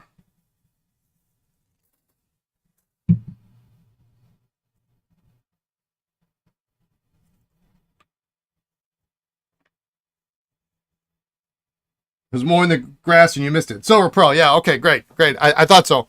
Um, for privacy purposes, of course, when pens come in, I put down, the sheet with the address, and then I write down what the pen was, so then I have all that information on another shelf, and then I just put the pens here, so then I can go, okay, well, the Burgundy Pearl was Fred's, and the Silver Pearl was, Jeff's or whatever. You're tired of mowing the yard? Um, I'm tired of mowing it and feeling like I'm going to melt down. I mean, I consider myself to be in reasonably good fitness. I got a few more pounds that I would like to lose. But I work out. I exercise 6 days a week, and when I do I have to do the lawn here as part of my agreement in my lease. It's not really officially in the lease, but it's part of the deal. Um, it takes a half an hour. It's like 2 strips in the front, and it's like this weird patch of grass in the back that nobody ever uses except for like me. Lisa and I had a picnic there on Saturday. It takes a half an hour, but if I'm mowing the lawn and it's a half an hour and I come in and I feel like I'm about ready to die, it's too hot. It's too hot.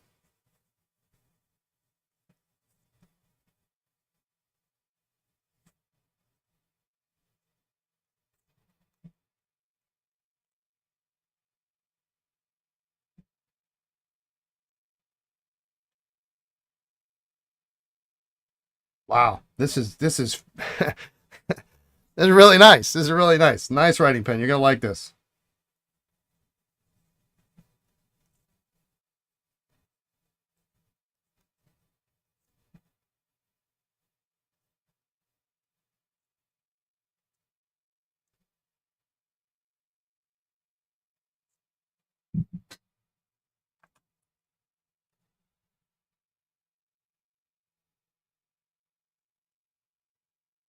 I'm just gonna make one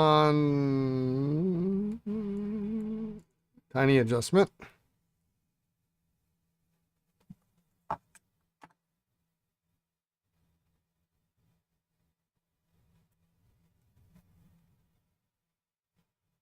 There we go.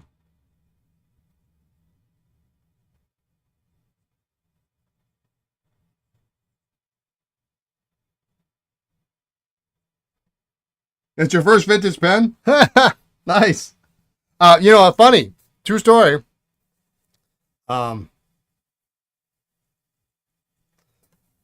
my very first Parker Vacumatics that I ever had was a Silver Pearl Major, just like this one.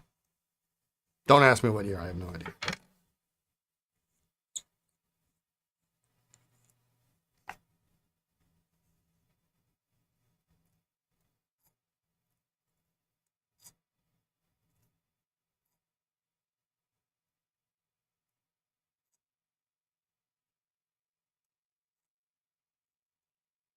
All right, since you're on the stream, let's. I'm gonna make the assumption that since it's your very first vintage pen that you don't know how to fill this and you don't know how to flush this. So first order of business, and if you know this, just tell me to shut up.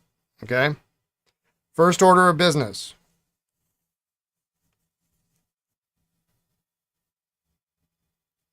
Waterman ink. You can use Parker. Don't use anything Japanese. Waterman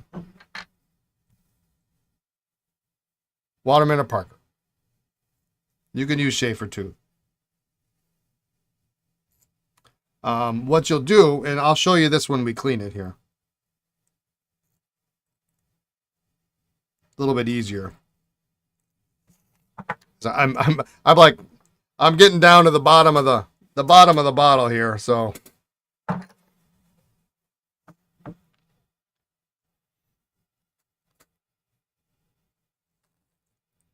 So filling a Vacuumatic. Now note this is going to be slightly different than filling a 51 with the Vacuumatic filling system. Okay. Exact same. Those two pens will have the exact same filling unit, but you fill them just slightly differently. So we're gonna assume that this is. I'm gonna flush it in here, but we'll assume this is our ink. You're gonna put it in up to and including this bit of the section. So you want to completely submerge the nib and the feed. Okay.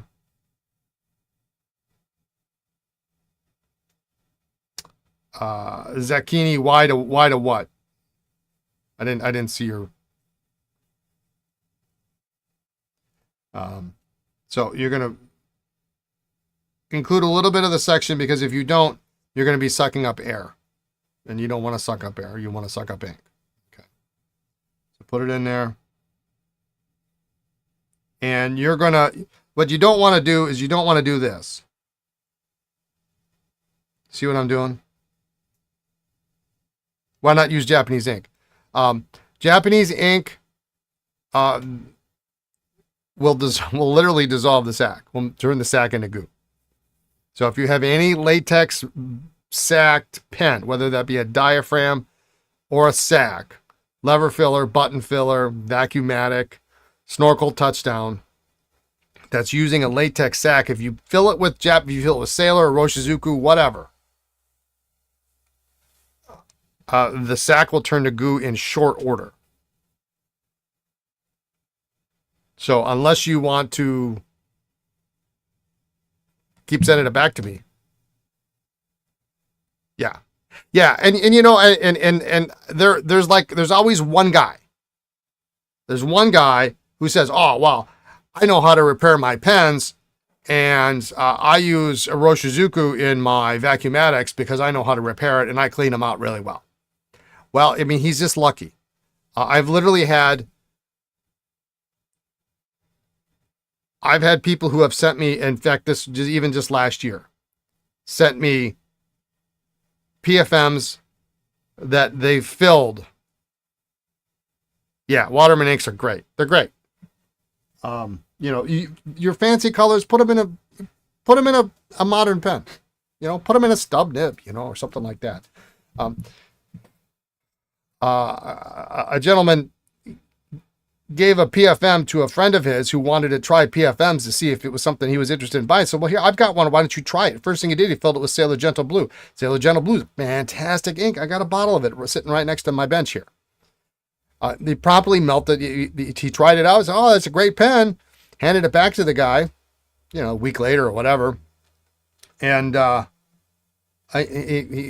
pen doesn't work. Sure enough, he sent it to me. It was all basically completely dissolved.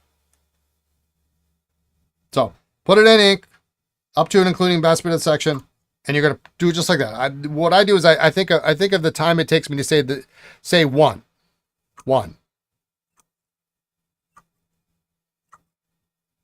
Slight pause, and when you stop seeing bubbles, I forgot how many times I pressed that because I pressed it before. Then you're good. And you just pull it out. Now, to empty, usually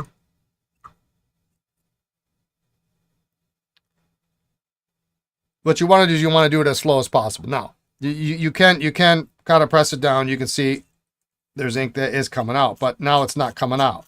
So if I do it slowly, 5, 6, 7. See, it wasn't coming out when I was pressing it fast. But when I press slowly,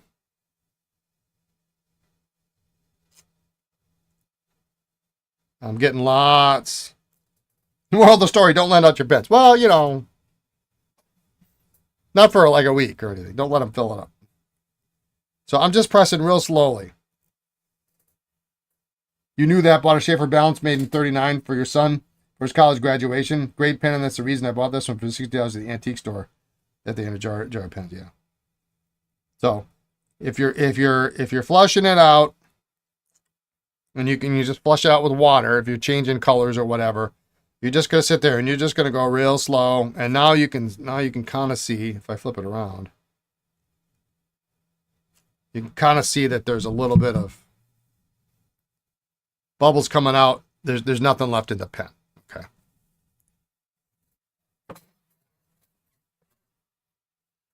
So we're gonna come back to that. I'm gonna do this one while I got the bottle of ink open.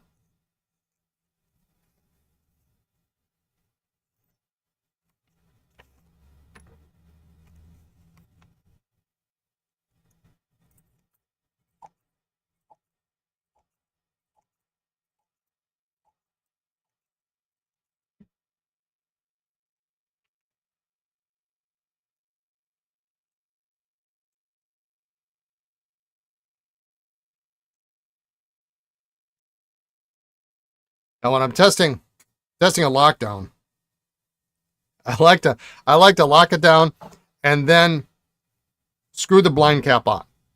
You know, you may see me occasionally test a standard, you know, speed line or whatever without the blind cap on, because nothing could happen. But if you have a worn filling unit and it's worn just enough that you accidentally bump it and the lockdown ejects, so is going to be some ink. So I keep it in place, and you can see now.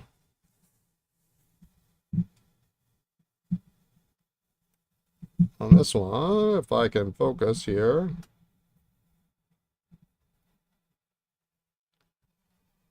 You can see a little transparency, but that's where the sac is, the diaphragm is.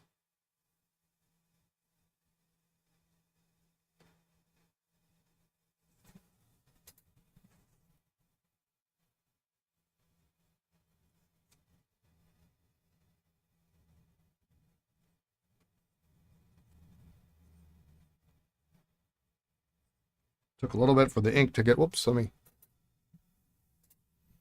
bit for the ink to get flowing here, so we'll write a little bit more to make sure it's good.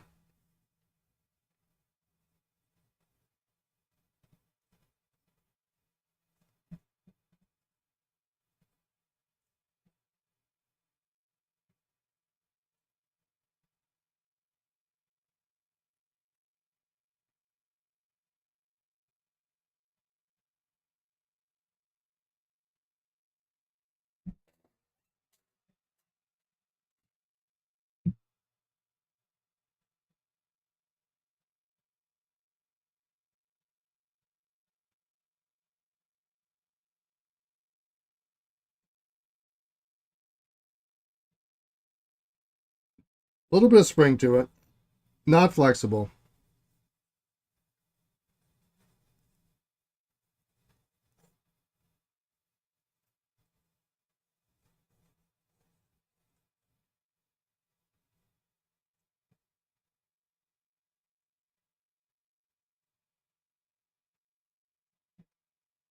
That's good too. All right. Clean these out.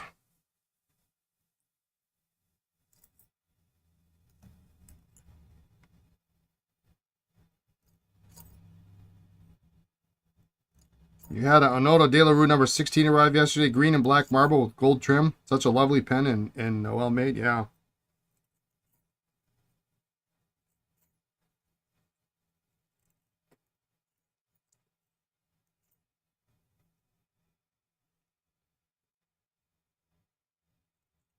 Now sometimes you get lucky Vacumatics, they'll empty out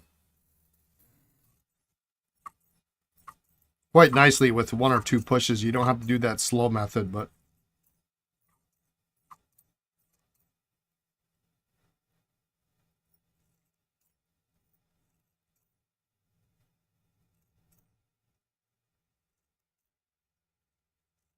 cool thing here is you can actually see the level of ink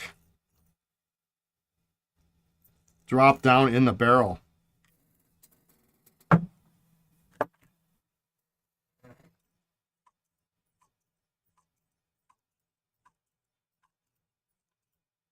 And even though that breather tube kind of broke off, it's still up here, which is about as much as it's going to fill anyway, considering that's higher than where the lockdown is going to sit in place.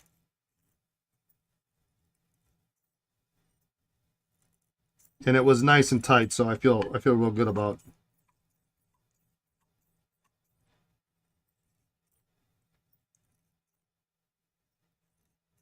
how that turned out.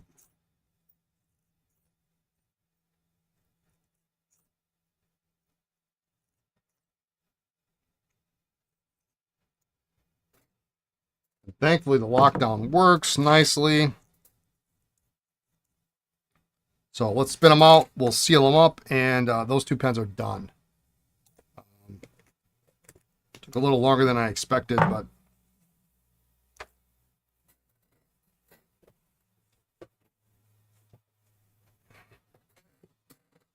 let you go grab the mail in your lunch. Copper, bandless Model A, and the other pen with the 8556 finally turned up. Oh, good. You're going to have a better bandless collection than me. Probably already do.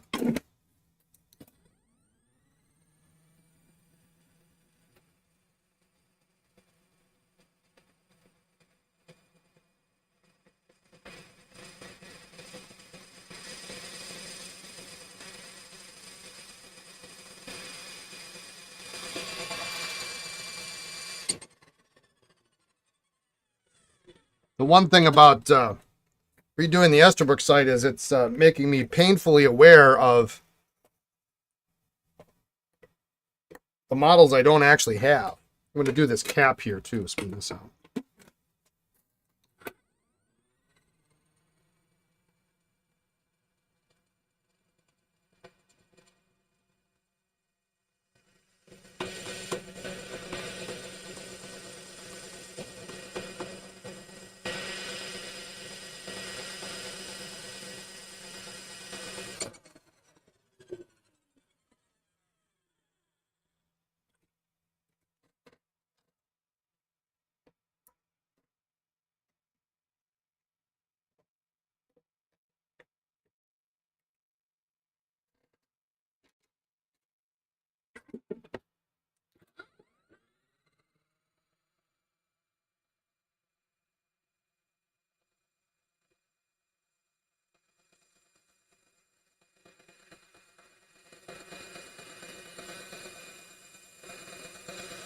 What models don't I have of esterbrook?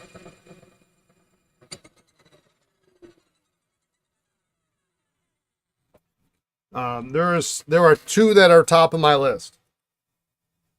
You know, there's probably like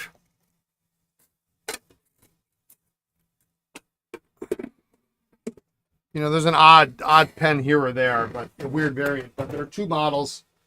One is the 1930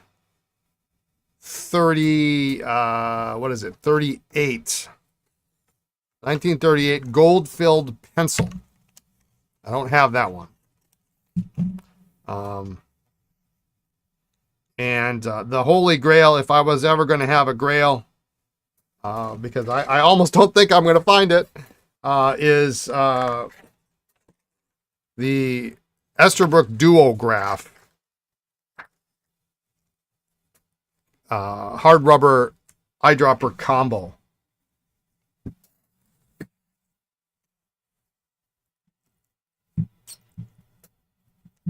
And I don't know that, I don't know of one that exists. I know of a nib that exists, or did exist at one point in time.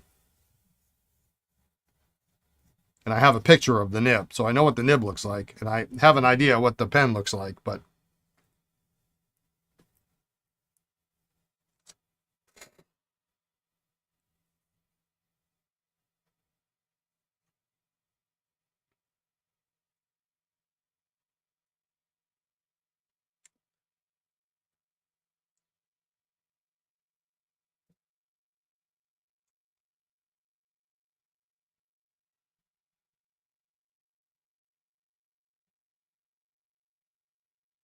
I kind of stopped doing Esterbrook's in a completist fashion like many years ago.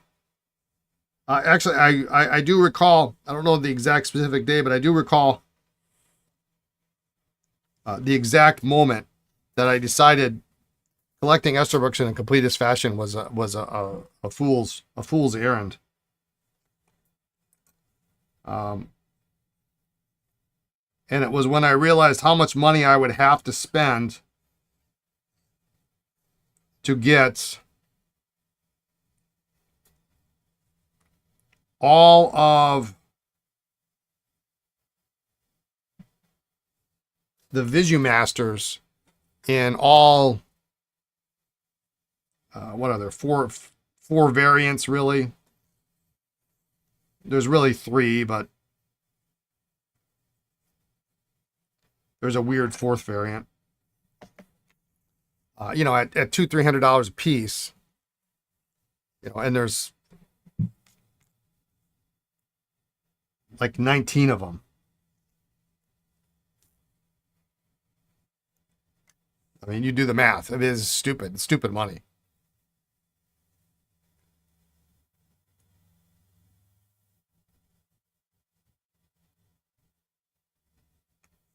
You know, and every J and every color in every size. There's 18. Both lever variations. That makes 36. And then the early version with the early imprint. There's another 18. It started to get kind of ridiculous. And so what I did is I decided that I was going to, if I ran across these other variants, you know, then I would keep them, but I just stopped actively seeking them out. Desk pens, however, is a completely different thing. You haven't been lucky enough on any Visumaster auctions. I'll settle for one at this point. Yeah. You got to decide on the color you want and then go with it.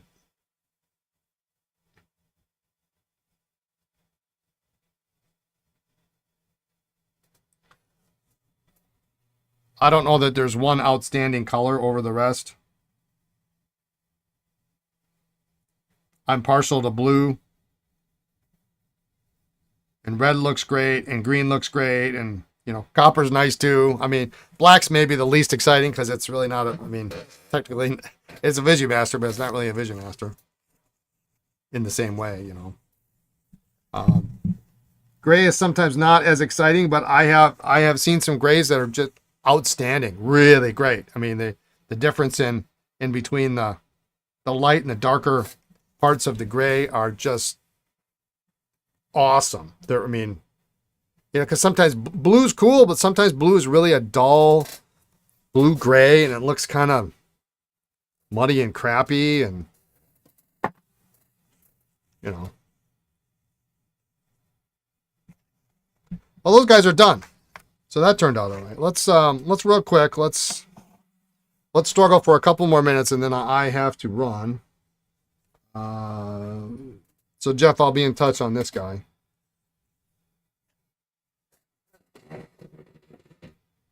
Get over here. Next up is to try to get this 75 has been soaking.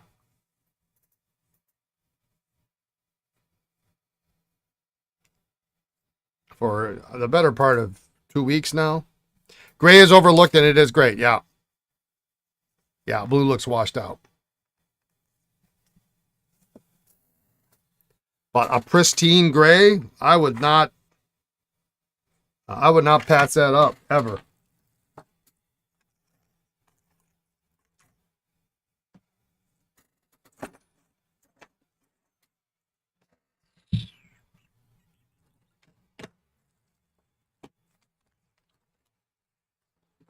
Oh my goodness, where is my stuff? I'm supposed to have an organized chaos here.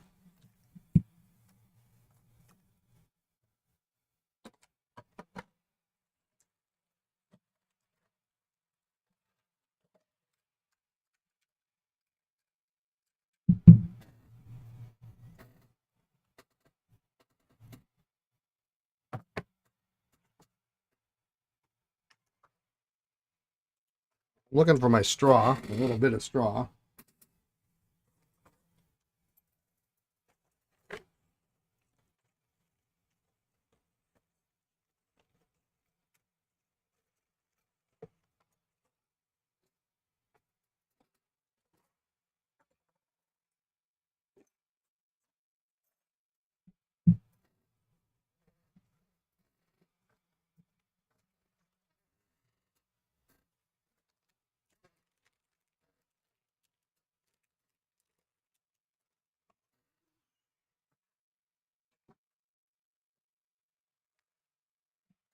Oh, my pellet pusher.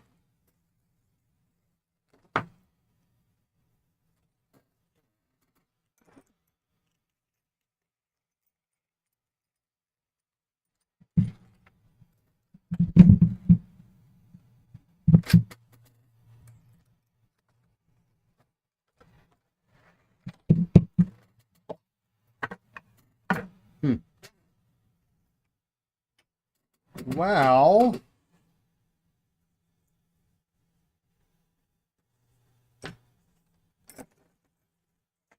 so I like to have a straw because it will sit under the clip.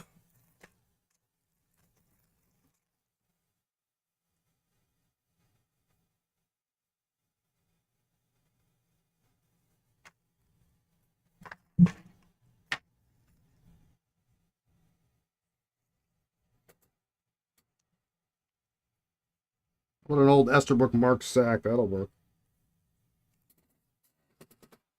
I had some use for those. Oh, next time I go get a soda or something, save the straw. I really want this 75. Like, I hate it when I get repairs that come in like 2 in a row or something and you can't fix them. They're both being a pain. I like them to. Those 2 vacs came in. They're going to go out tomorrow.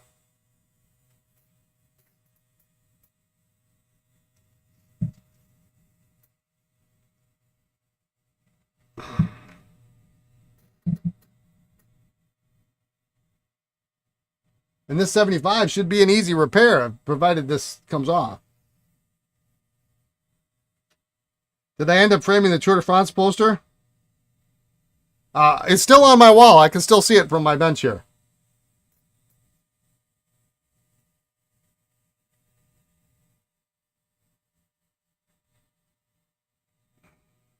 Turn. I'm still knee deep into my photograph project. I'm kind of stopped because I don't have something to. The photographs, which are from the what were they, 50, 52, and 54 Tour de France, 185 of them or something like that.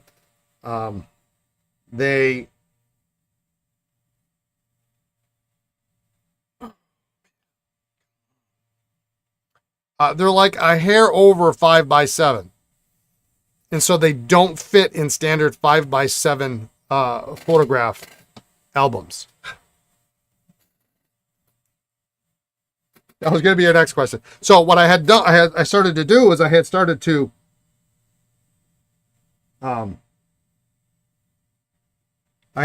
flatten them. But the problem is so I mean they were curled up in multi-dimensional curls. So both, on the end, but then also kind of, weirdly shaped. So I was starting to humidify them and then flatten them, except the problem is when I didn't put them in something right away, then they started to curl again. Now they're curling perfectly straight now. So, and it takes about an hour to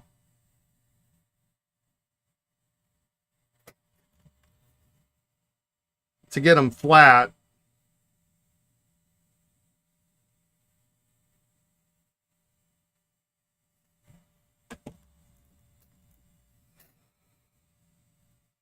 But if I don't have something to put them in, then I don't, it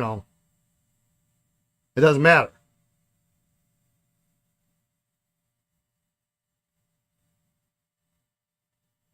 So right now I have like a pile of them under books and I believe it or not, Schaefer desk sets, desk bases, uh, on my kitchen table.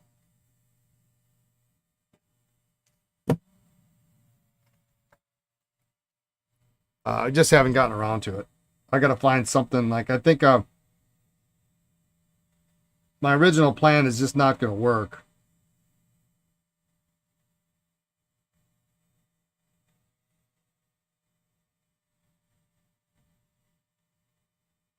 So I'd like to try to find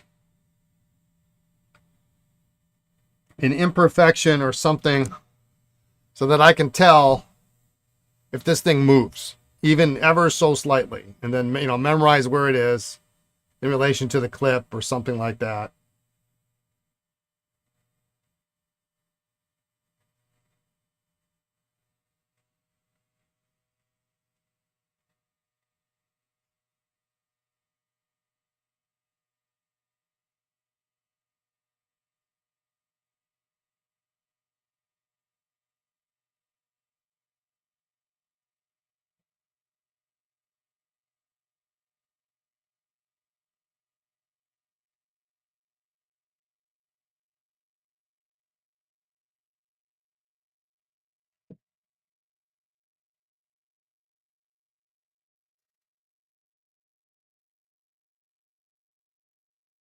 When did you get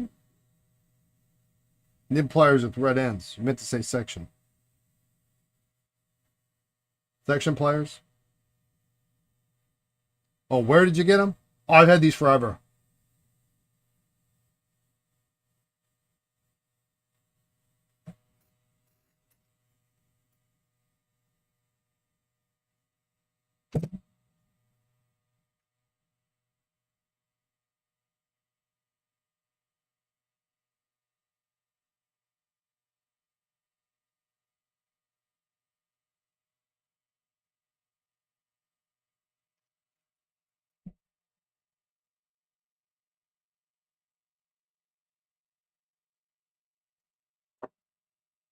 Did that actually move?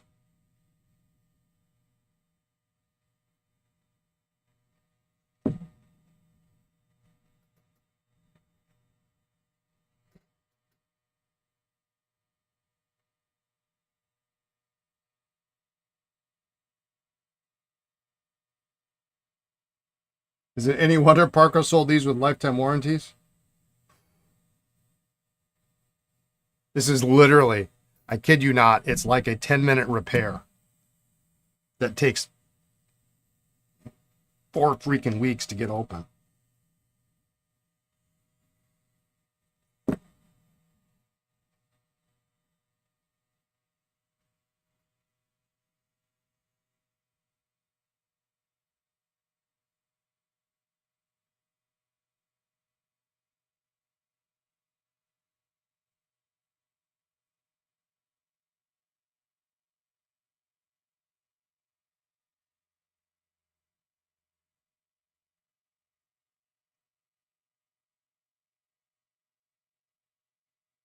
And it's too small to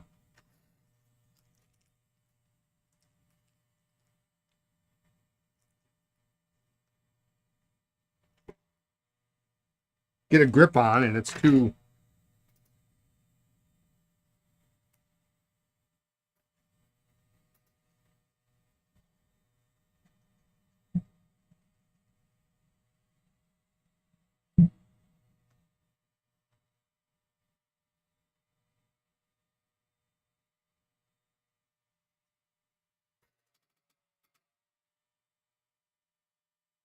It's tapered, so you can't really get the section pliers. Don't really do you any good.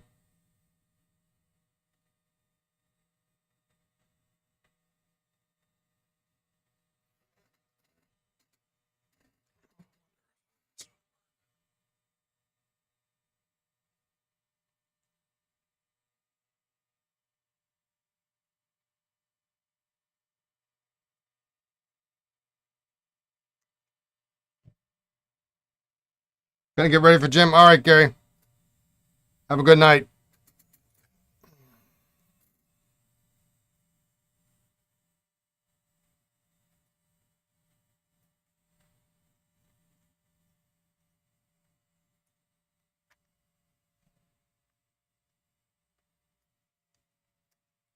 It's gonna have to soak. Continue soaking.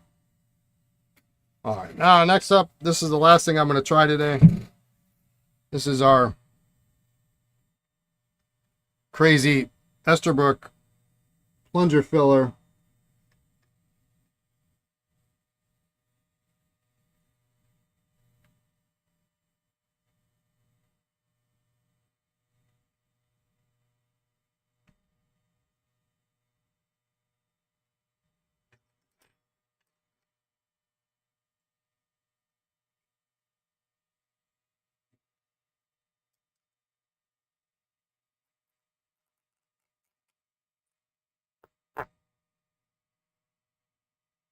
I'm a half step away from just deciding to break this apart.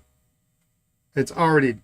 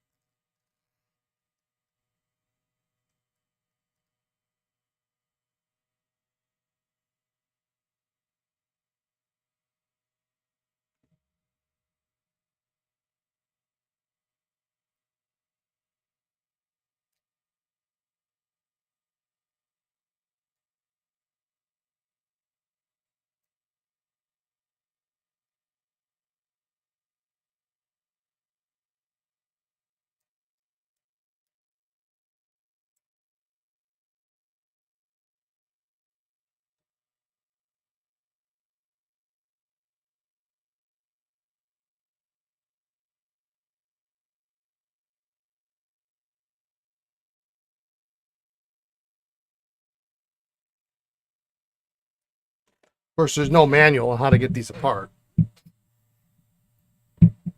Just dropping in, it was great meeting at the DC show. Gal Staff Magic Missile. I'd be lying if I said I know who you were.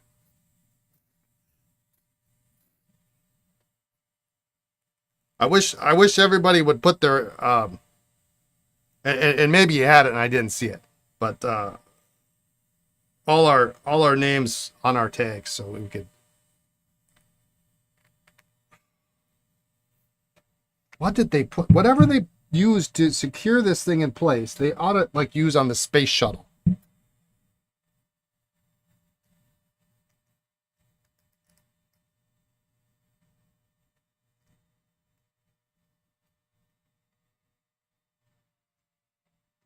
Think. Come on. I just want to get this off.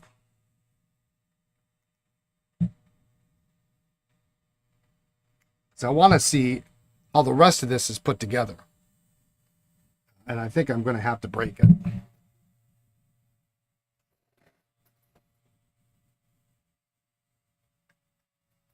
All in favor of me breaking, say aye.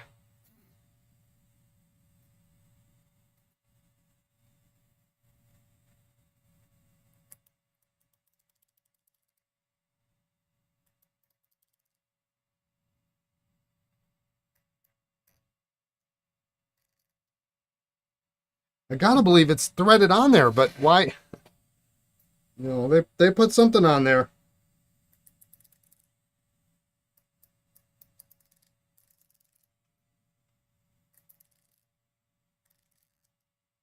If I can't get this apart, then I can't get the customers a pen.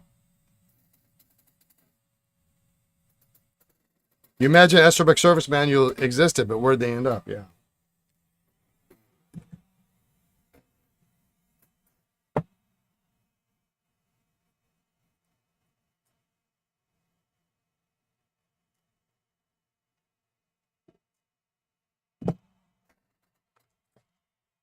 something.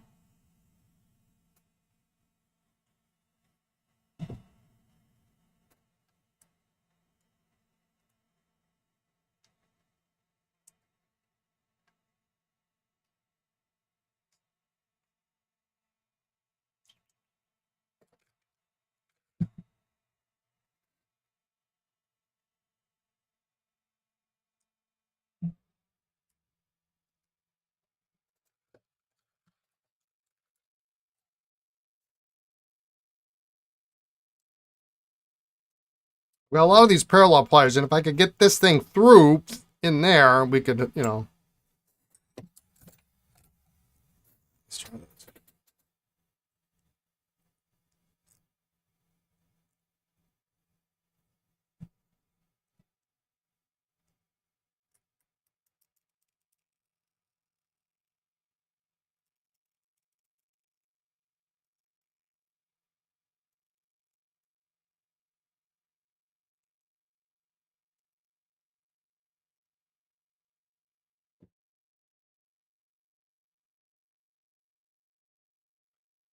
I really hate these pens because I haven't made that known.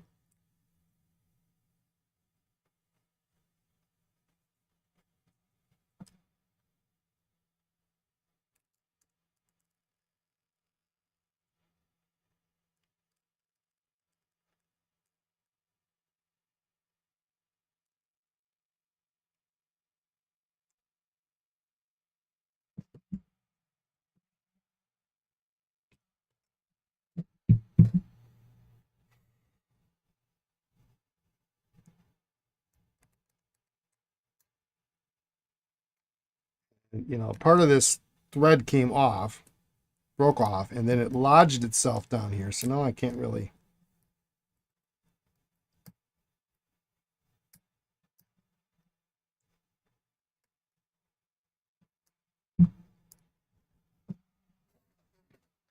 I think I'm just going to eventually just give up on this.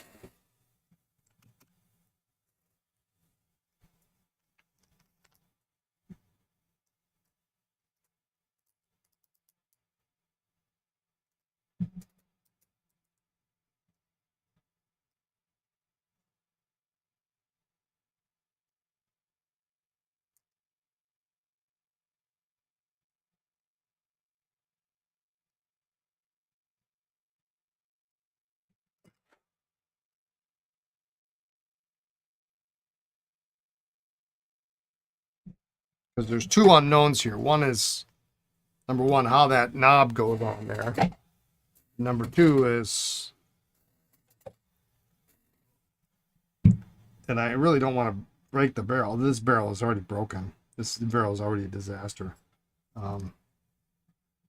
Is how does it create a suction in here? I've already destroyed in my life one of these to see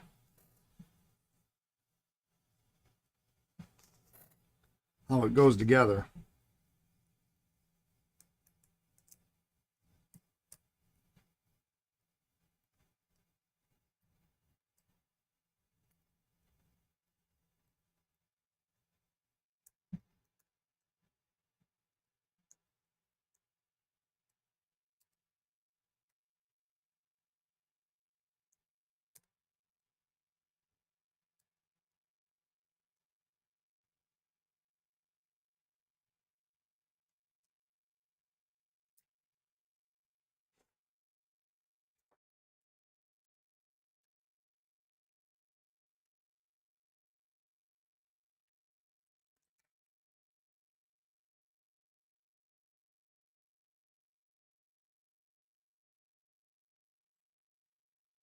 They're probably at this point,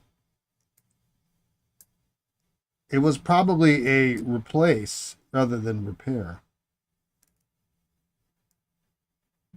Because, you know, they used to sell, they would sell just the section with the sack already attached. So we already know that's probably, if this pen didn't work, and you know, it didn't last very long.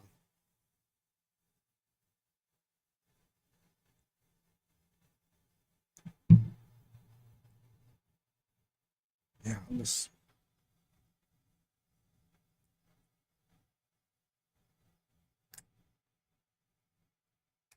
stupid bit of thread got stuck in here.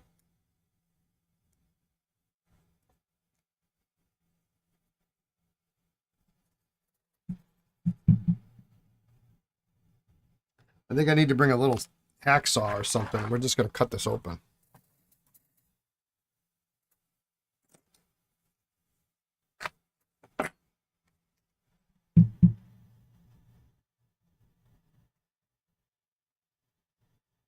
Because heat has already deformed this.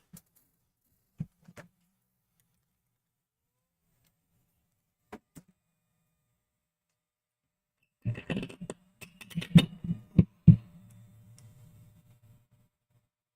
going to push it in so it doesn't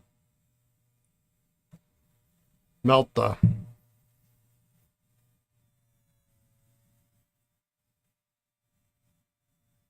bar, the rod.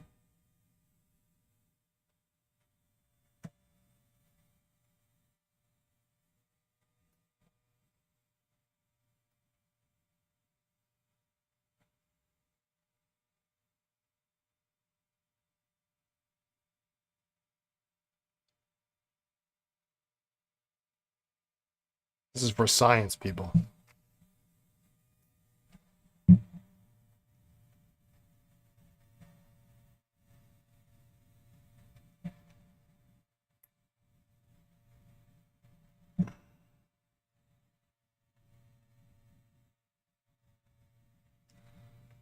And to think people used to pay $150 for these stupid things.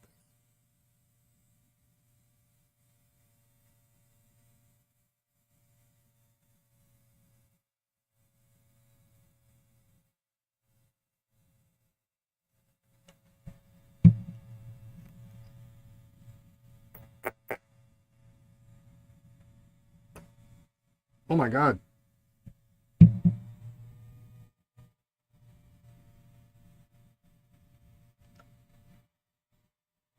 It came off, but I think it broke off.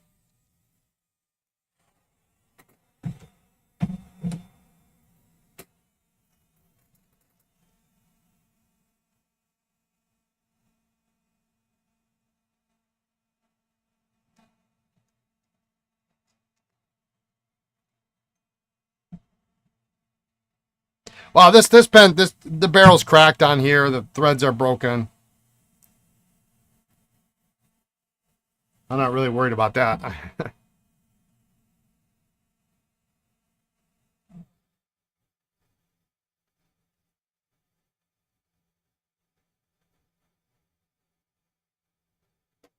Maybe, maybe not. I don't know.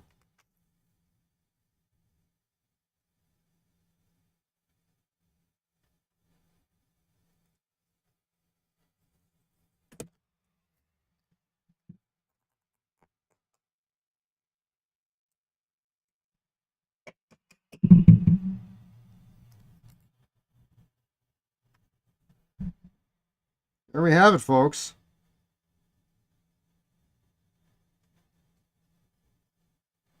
Now, how does this come apart? 3 more weeks on this part of it. This must be the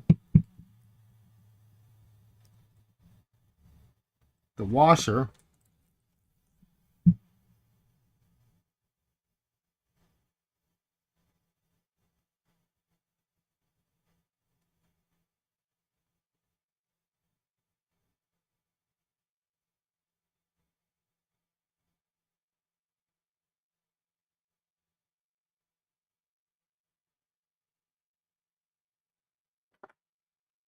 My next guess is this top part here. Hopefully it doesn't use the same adhesive as the other one. I'm hoping it's threaded.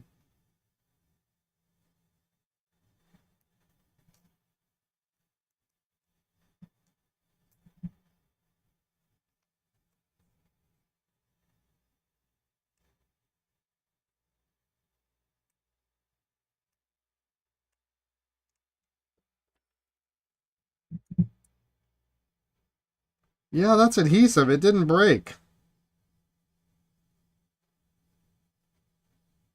That's some kind of I don't know if you can see that. That's adhesive. I thought that was maybe a plastic little shaft or something, but it's not.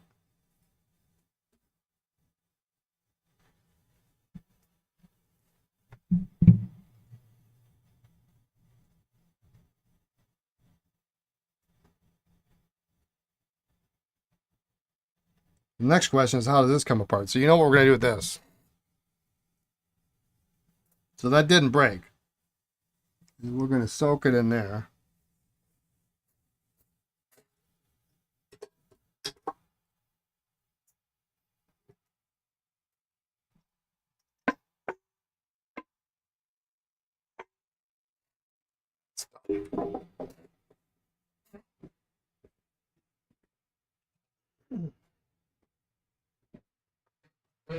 Hey, if nothing else, this will be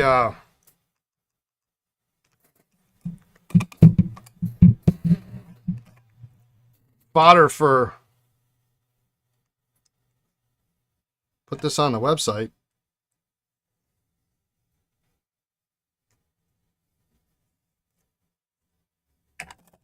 If they use that same adhesive on that part, which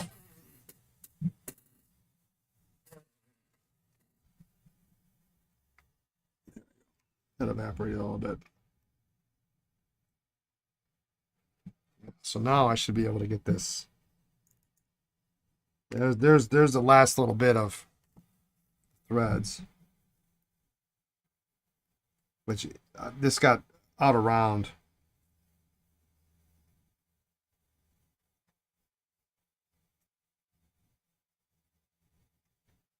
Interesting, very interesting. You know, I call it progress. We got it apart. But that must be some super duper strong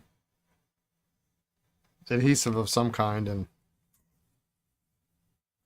it doesn't give me hope that the other one's going to come apart without it being completely destroyed. But I think we'll continue on with this experiment. Let's see if we can get this apart. Because if we can get it apart, then at least we know how it works. And that's probably further than, well, I'm sure somebody's done it since 1957, 58. But I don't know anybody who has. So, where's my mouse? My mouse is not moving.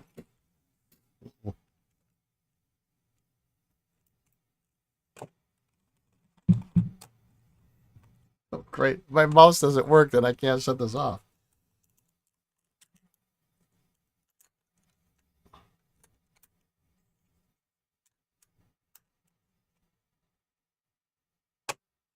There we go. All right.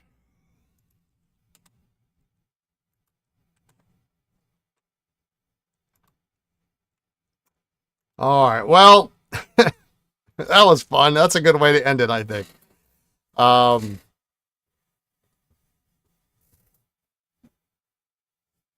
Let's see. Jeff will be in touch on your vac.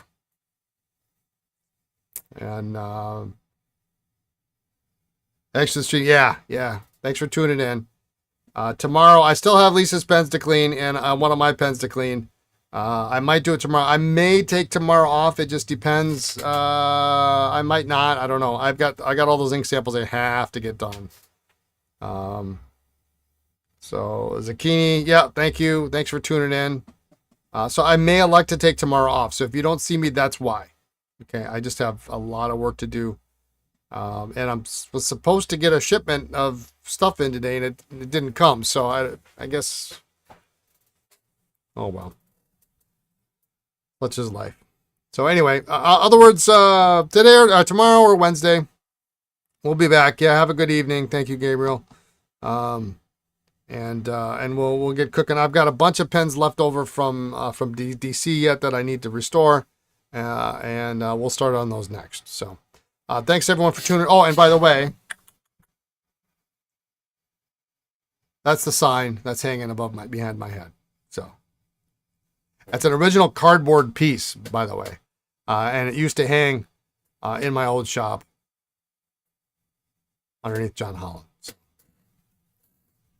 Thanks, everyone, for tuning in. Have a great rest of your afternoon, evening, morning, wherever you are in the world. Be kind, please. Be well. And we'll catch you next time. All right? Take care.